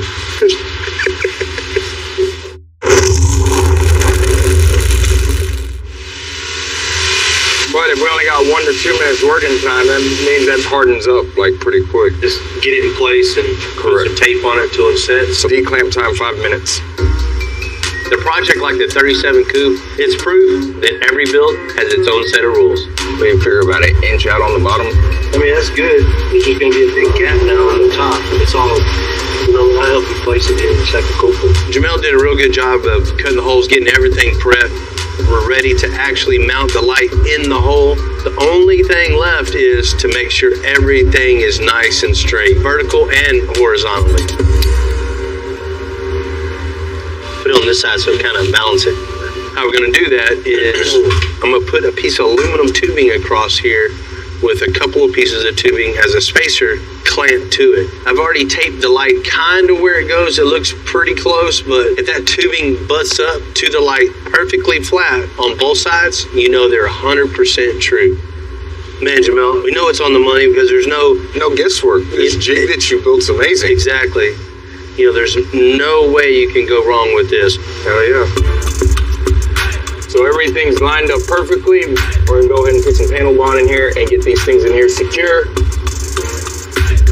The reason why you can't weld metal to fiberglass. So what we're gonna take here is some 2-part panel bond. It'll lock up quick. That way we can go ahead and move the jig and continue to build this beautiful 37. All right, cool. Now that we have our metal basket for our retro taillight installed and solid, thanks to our panel bond, we can go ahead and start doing some fiberglass work. The fiberglassing process is fiberglass and resin and then the mat. I'll take the mat, I'll cut some little pieces to where it fits around the taillight and fits nice and clean to where I like it. So what we're gonna do is we're gonna fill in where we had to make the hole and add structural integrity on the back side. I'm gonna put a couple of layers of glass in there to make it solid. I don't want no shrinking, no stretching, no cracking, none of that crazy stuff. So while I'm underneath doing structural work, I'm gonna go ahead and remove these beautiful LEDs and do the structural repair on the back side too while we have the car up in the air. Now we're just gonna go ahead and pop these bad boys out. Once the repairs are done, it'll look like there was never any LEDs here. Alrighty, cool. Now we'll cut up some more strips of mat. And then we'll mix up some resin and we'll fill our holes.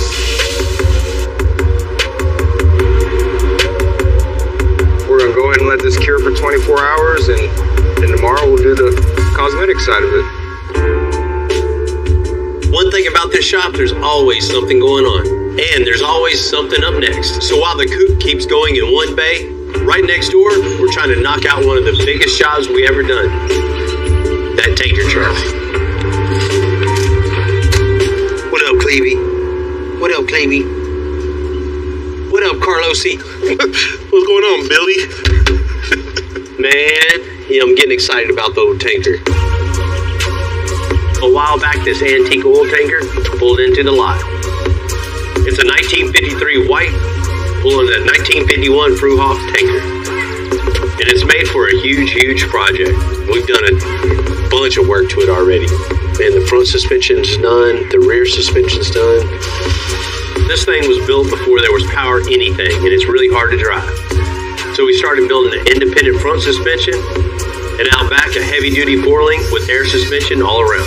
The diesel. Oh, yeah. We're replacing that old wore-out engine with that 12-valve Cummins. This new engine should produce about 3 or 4 times more power. Next thing is getting everything mounted, building the motor mounts, building the transmission mount. You know, once it's all mounted, everything's mocked up, the firewall's all cut out and mocked up, we can blow it all apart. We can paint the engine just a bright red, man. Really wake it up. You know, so it looks like a hot rod semi. So I gotta find some of that dress-up stuff, billet, chrome, whatever, we can put on in there and definitely really set that red off even more. When you pop that old hood, I want you to see like some bling underneath there, right? Yeah, we can do that. Sparkle. We need some stacks coming out the back, going up each side. You know, big flat tops. Nice bright chrome. Exactly, man. It's really gonna wake it up. So that sounds like it's all the front. What about that? The trailer part? We're gonna need a bunch of parts for that too, man. Of course, we're gonna need a bunch of wheels and tires. A whole lot of wheels and tires. Right.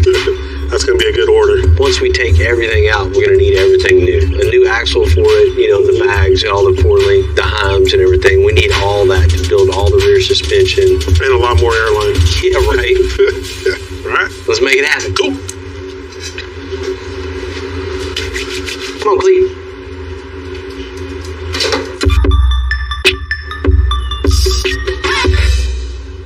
Well, all right, y'all. So we have the Cummins mocked up. Now Jamie and Ryan are going to figure out how to mount it. What is this? 4-inch. All right, so the original way that this motor mounted up is it's got this mid mount here. It distributes the weight equally. Usually we'll go underneath the rear and make our little just mid saddle that goes underneath the transmission. We can through bolt it that way and, you know, connect it with the pipe. But with the way that this is mounted here, it's not going to really work that way. It's going to have 2 separate transmission mounts on this one. Same concept, just split. This This is kind of cool. You know, it's a tanker truck, first of all. It's an old tanker. And now we're putting, you know, more of a modern motor that's just as big as the old one, but, you know, different setup, different geometry, different power, and all that. Boom, shakalaka. It's kind of cool being able to do stuff like this. Not a lot of other people can go to work and, you know, get to use their imagination to make it work. We'll get this guy tacked in here so it don't move around. Doing stuff like this is cool. You know, we get different stuff all the time. It's not the same repetitive crap now a little bit. We get a better weld with there. It's a cool part of the job, you know. Perfecto. I got a cool idea. We can do it like the Bronco over there. The little piece that goes right to the corner of this, so it'll grab the top and the side. That thing, it would be so much stronger like this, since we don't have anything that we're going down to, you know? That's a good idea. Because you know how much this thing's gonna rattle. And it's like a these things shake. Yeah, they shake bad. Alright, I'm gonna go cut 2 6s just to start out so we can get that tacked in.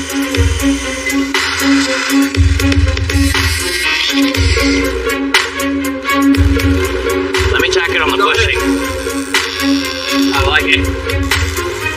You can do the same with the bottom, since we got so much room down there.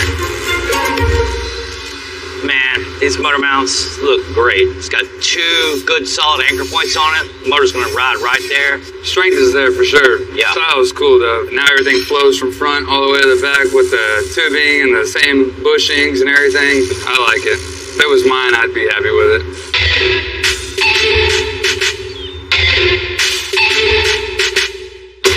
Now that we got it mounted, next step is to fit this big old motor underneath the cab. So this motor and trans setup is a lot different, as you can see from the cut into that. I think it's just this corner right here, just like from like here over. That's a wood floor. Just take the wood out. So you're gonna have to rebuild all that anyways.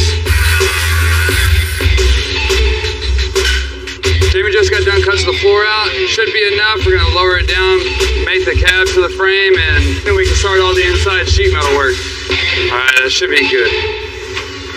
Oh, it's a lot of motor in there. No way. Yeah. That's all motor. Where are the pedals gonna go?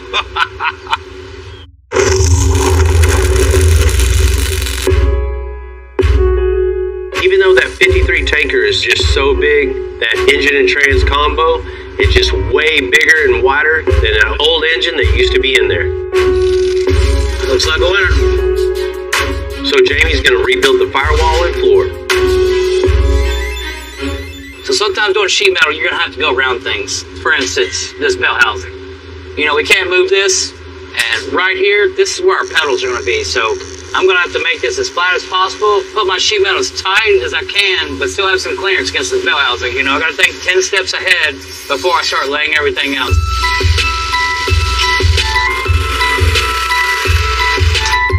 That's not gonna go in there, that's gonna go up. Split this. Break. Hold this piece down here. Now that's just gonna have to be it.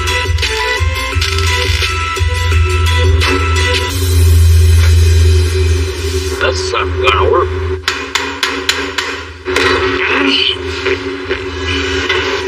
Man, that sucks. I'm gonna have to cut that. Initially, I'd planned to make like a pocket right here, but you know, things don't work out all the time. It just looked good one way, but it felt different once I put my feet down and check everything. So I mean, it's kind of like I have to do it now. So I'm gonna go ahead and cut some more of the floor out to make different transitions and pieces on this. It's gonna be a lot better for carpet. It's not gonna be less of a lip for your foot, because I don't want any kind of obstruction between the brake pedal and the gas pedal. You know, this is fabrication, adapt and overcome.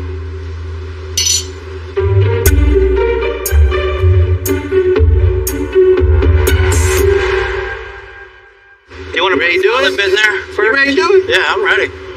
You know, it already has the curve on it, so yeah, we'll just figure out where this fits the cab.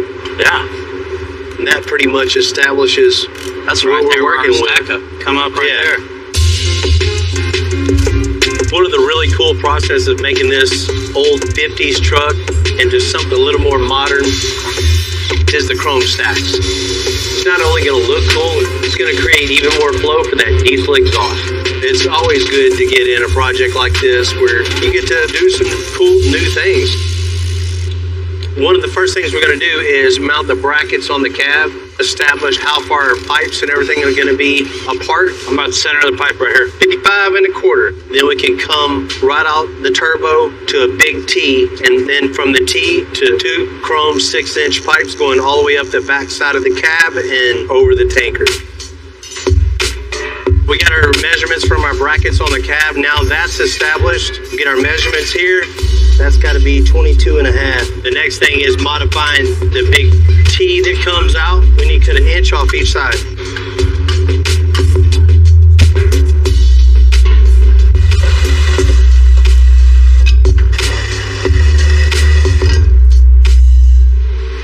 Blanking.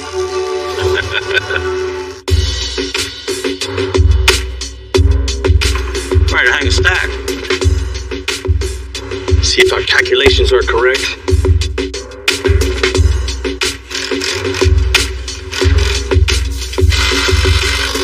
It's pretty solid now. I don't think it's gonna fit. Nope. Might as well go ahead and cut it.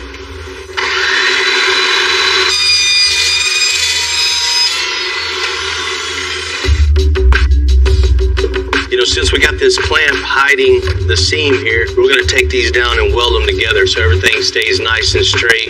We got a piece of 2x2 extruded aluminum clamp to the table. When it's touching all the way down, you know it's laser straight.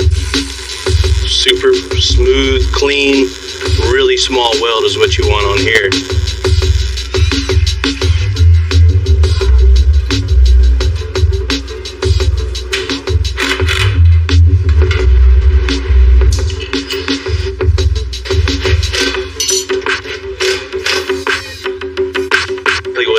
With the 24 valve Cummins, new front suspension, automatic transmission, power steering now. Man, with the stacks, that just completes the whole look. Kind of jealous now. I like it. I'm really liking it.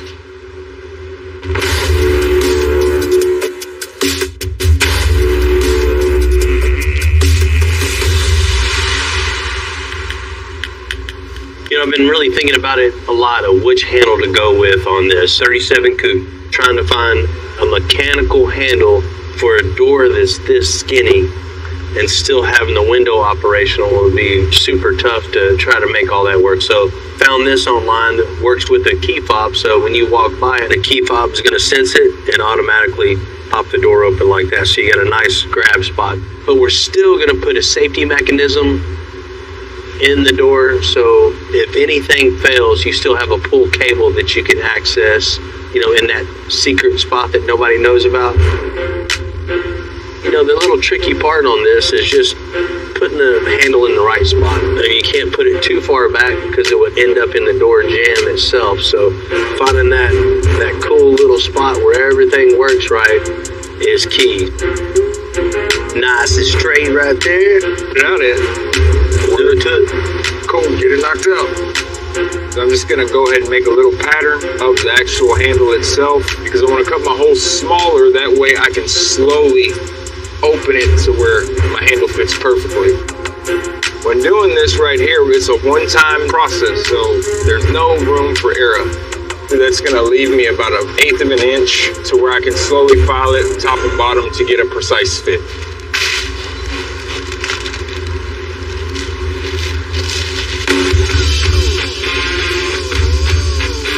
So when I'm cutting this, I just have to make a good, clean cut. It's got to be perfect. So it's got to focus.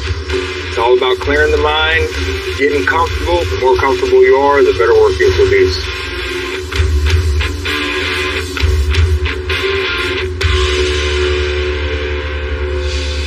Now we got our hole all cut out. And what we're going to do is we're going to make us an access hole right here on the back side. A little window that we can get in there and work. So we can remove some of the fiberglass. You see the thickness? What we're going to do is we're going to knock that to about half its size. In order to achieve that, we'll just take the angle grinder to it on the back side. So it'll allow our door. Once again, we'll be bonding metal to fiberglass. So we use panel bond. It's a 2-part epoxy, which we use in the rear. So we'll use the same stuff here.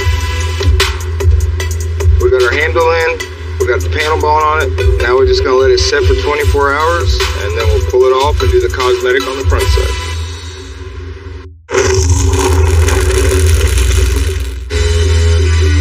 You know, we've done a lot of leather and woodwork in our interiors lately, but on the coupe, John's gonna mix it up a little bit and put aluminum in the dash.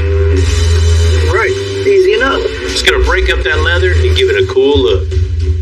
The dash is going to be somewhat of a retrofit. I'm going to start by taking some measurements off the dashboard here, get it in the computer, get it laid out. And from that point, I'll be able to lay out my design and the ideas that I have. Program's set and ready to go. I've got some aluminum locked up in the CNC router. Hit it with a little bit of lube. If we don't do this, the aluminum will gall up in the bit. It'll start chattering, get chunks in it, and mess up your part. And off to work. This being aluminum, you only get one chance. You can't go in, body fill, and repaint. It's either right or it's wrong. So I have to babysit this one, running good and on track. But once it's done, the part that's going to come out of this machine will look perfect. Nice gooey mess. So the CNC router's done its job. Everything's cut out and ready to go. That's gonna be cool. With this being aluminum, I didn't want to cut all the way through and have these pieces come loose and go flying around, so I stopped just before I got to the bottom. So now I'm gonna take a jigsaw, trim it out, go over to the hand router, real quick run around, and these parts will be done.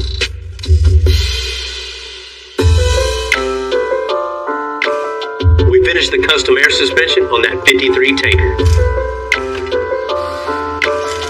Now to give it a huge modern upgrade with that power steering. What we got going on right now is we're taking out the old hydraulic steering.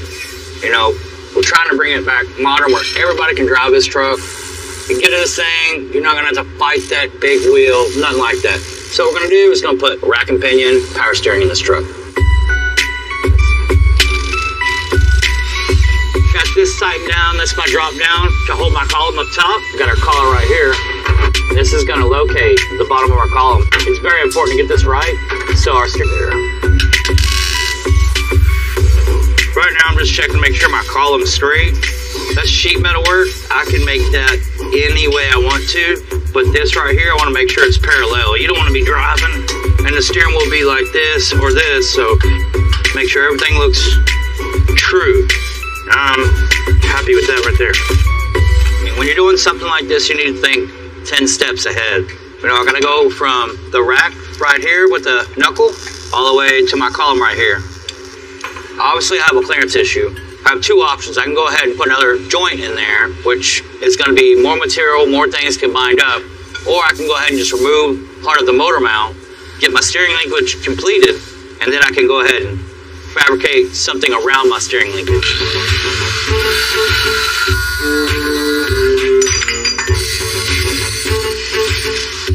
Got my steering linkage in, from the collar, all the way down to the rack and pinion.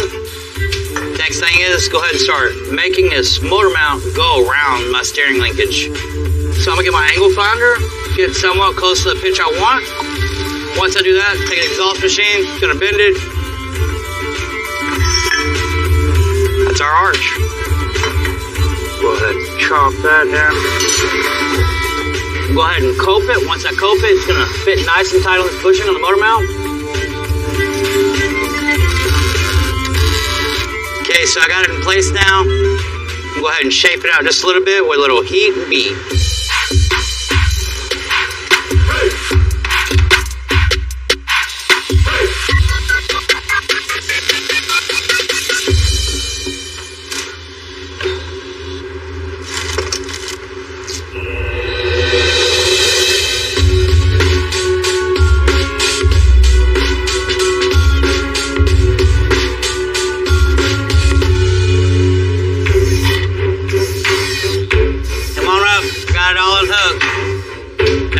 Mocked up. It's time to blow this thing apart, take the cab off, take the motor out, get this thing to powder coat.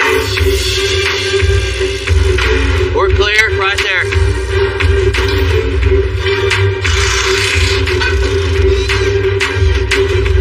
All right, go back, go back, go back.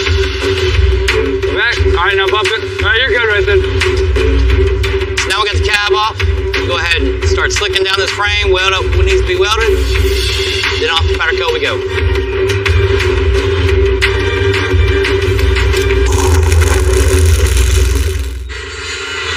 Come in. Come in. All right, right there, and then side shift right. The 53 tanker is back from powder coat. 1, 2, 3. With everything coming together, we can finally install that freshly painted Cummins.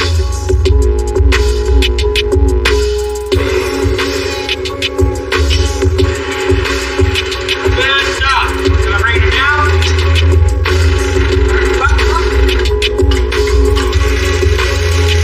This new engine is a big step forward with many, many more to go. All right.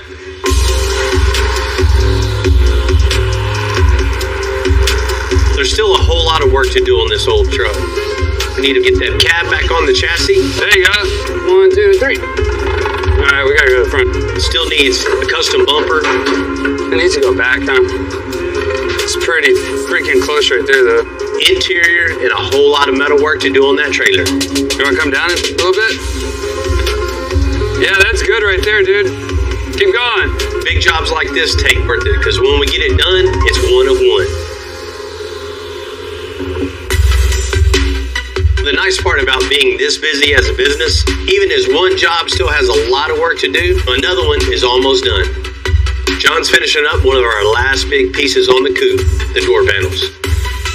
Going through a few ideas here and making a decision on which one we're going to do. Once we get the base idea down, we'll let the machines cut our pieces out, and then it'll be up to us, get them all shaped in, put together. Kind of nice to be able to get your base drawing on the computer. You still have to be building it in your head. How are you going to put it together? How are you going to wrap it? How's it going to finish out? So there's a lot of stuff that goes into it other than just lines on the computer. Take this.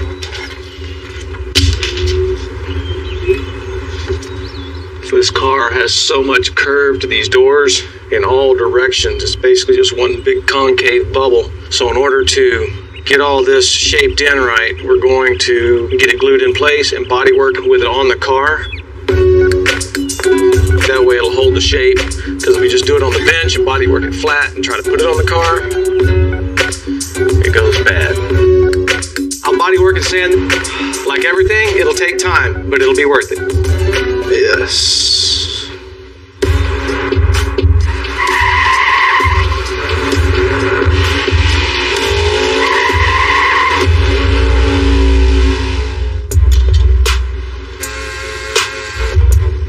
After all the fabrication and body work on that 37, Jamel needs to mix that paint to that exact color to match the rest of the car. So we'll use a dark gray, a gray, and a light gray. That'll give us 3 different shades of red. We'll do one of these too, which this will give you all 4 different sealers on one card. I'm gonna spray all 4 of these cards, take them up to the car, and figure out which one is the closest match to our automobile.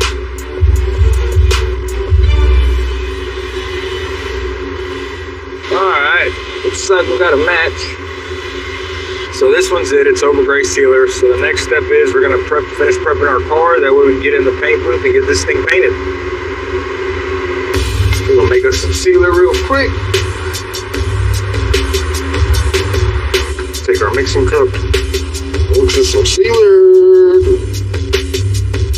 Oh, it's just so it gives us a seal substrate. So I'm gonna go ahead, I got the sealer in the gun. We're gonna go in here and we're gonna put a coat of sealer on our panels, and then we're going to come back with our red base coat, dust it out, and then clear the panels.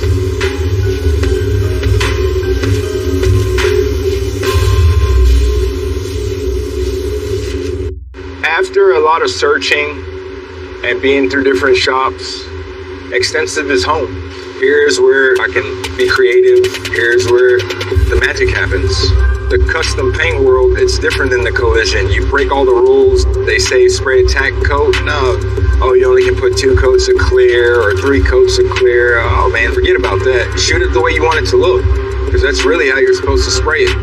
I know for myself, when I do something, when I do one project, I'm my own worst critic.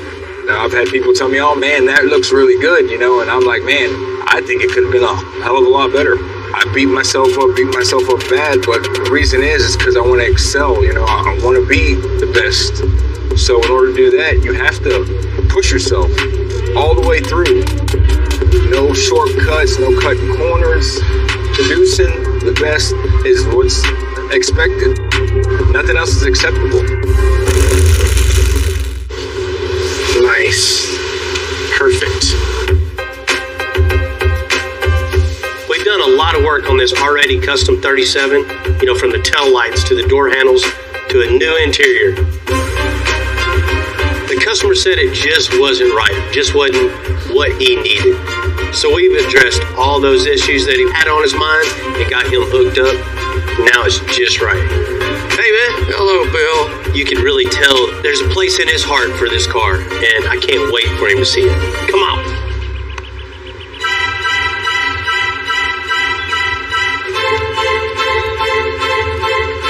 Oh my God, Bill!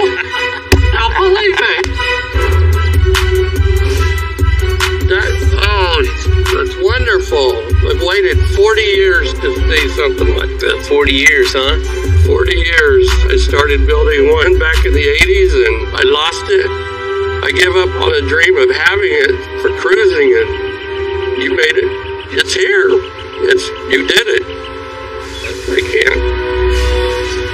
I'm a little lost for words now. Let's get a closer look. Great. You know, I can kind of understand where Rick's at on this. Losing something early in life and finally that can bring a tear to your eye for sure. Oh God, Bill. It's perfect. The taillights, you can see them, yet they're molded in. It looks like an old street rod.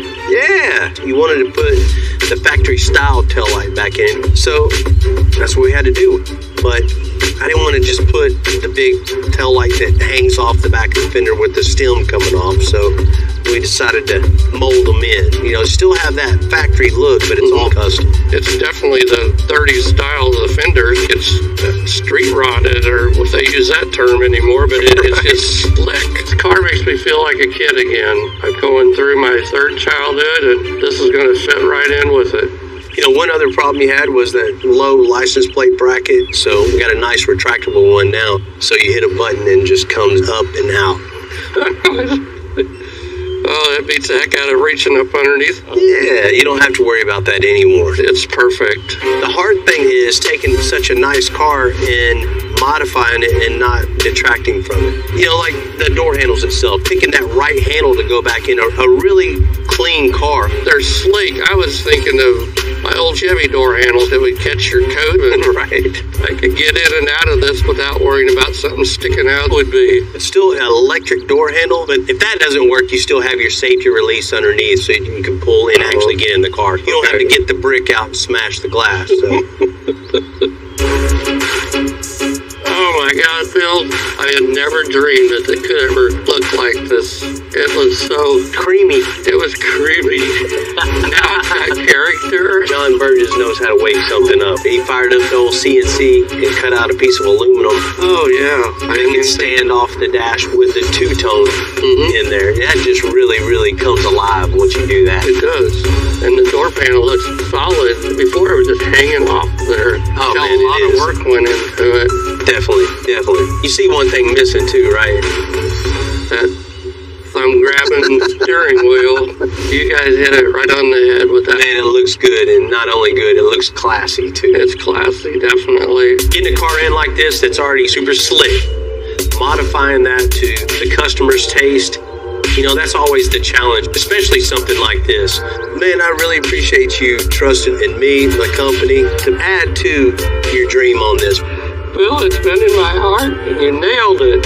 I couldn't have dreamt any more than what this turned out. A long time ago, I was hoping for something It's everything that I had ever dreamed of, Bill. My kids are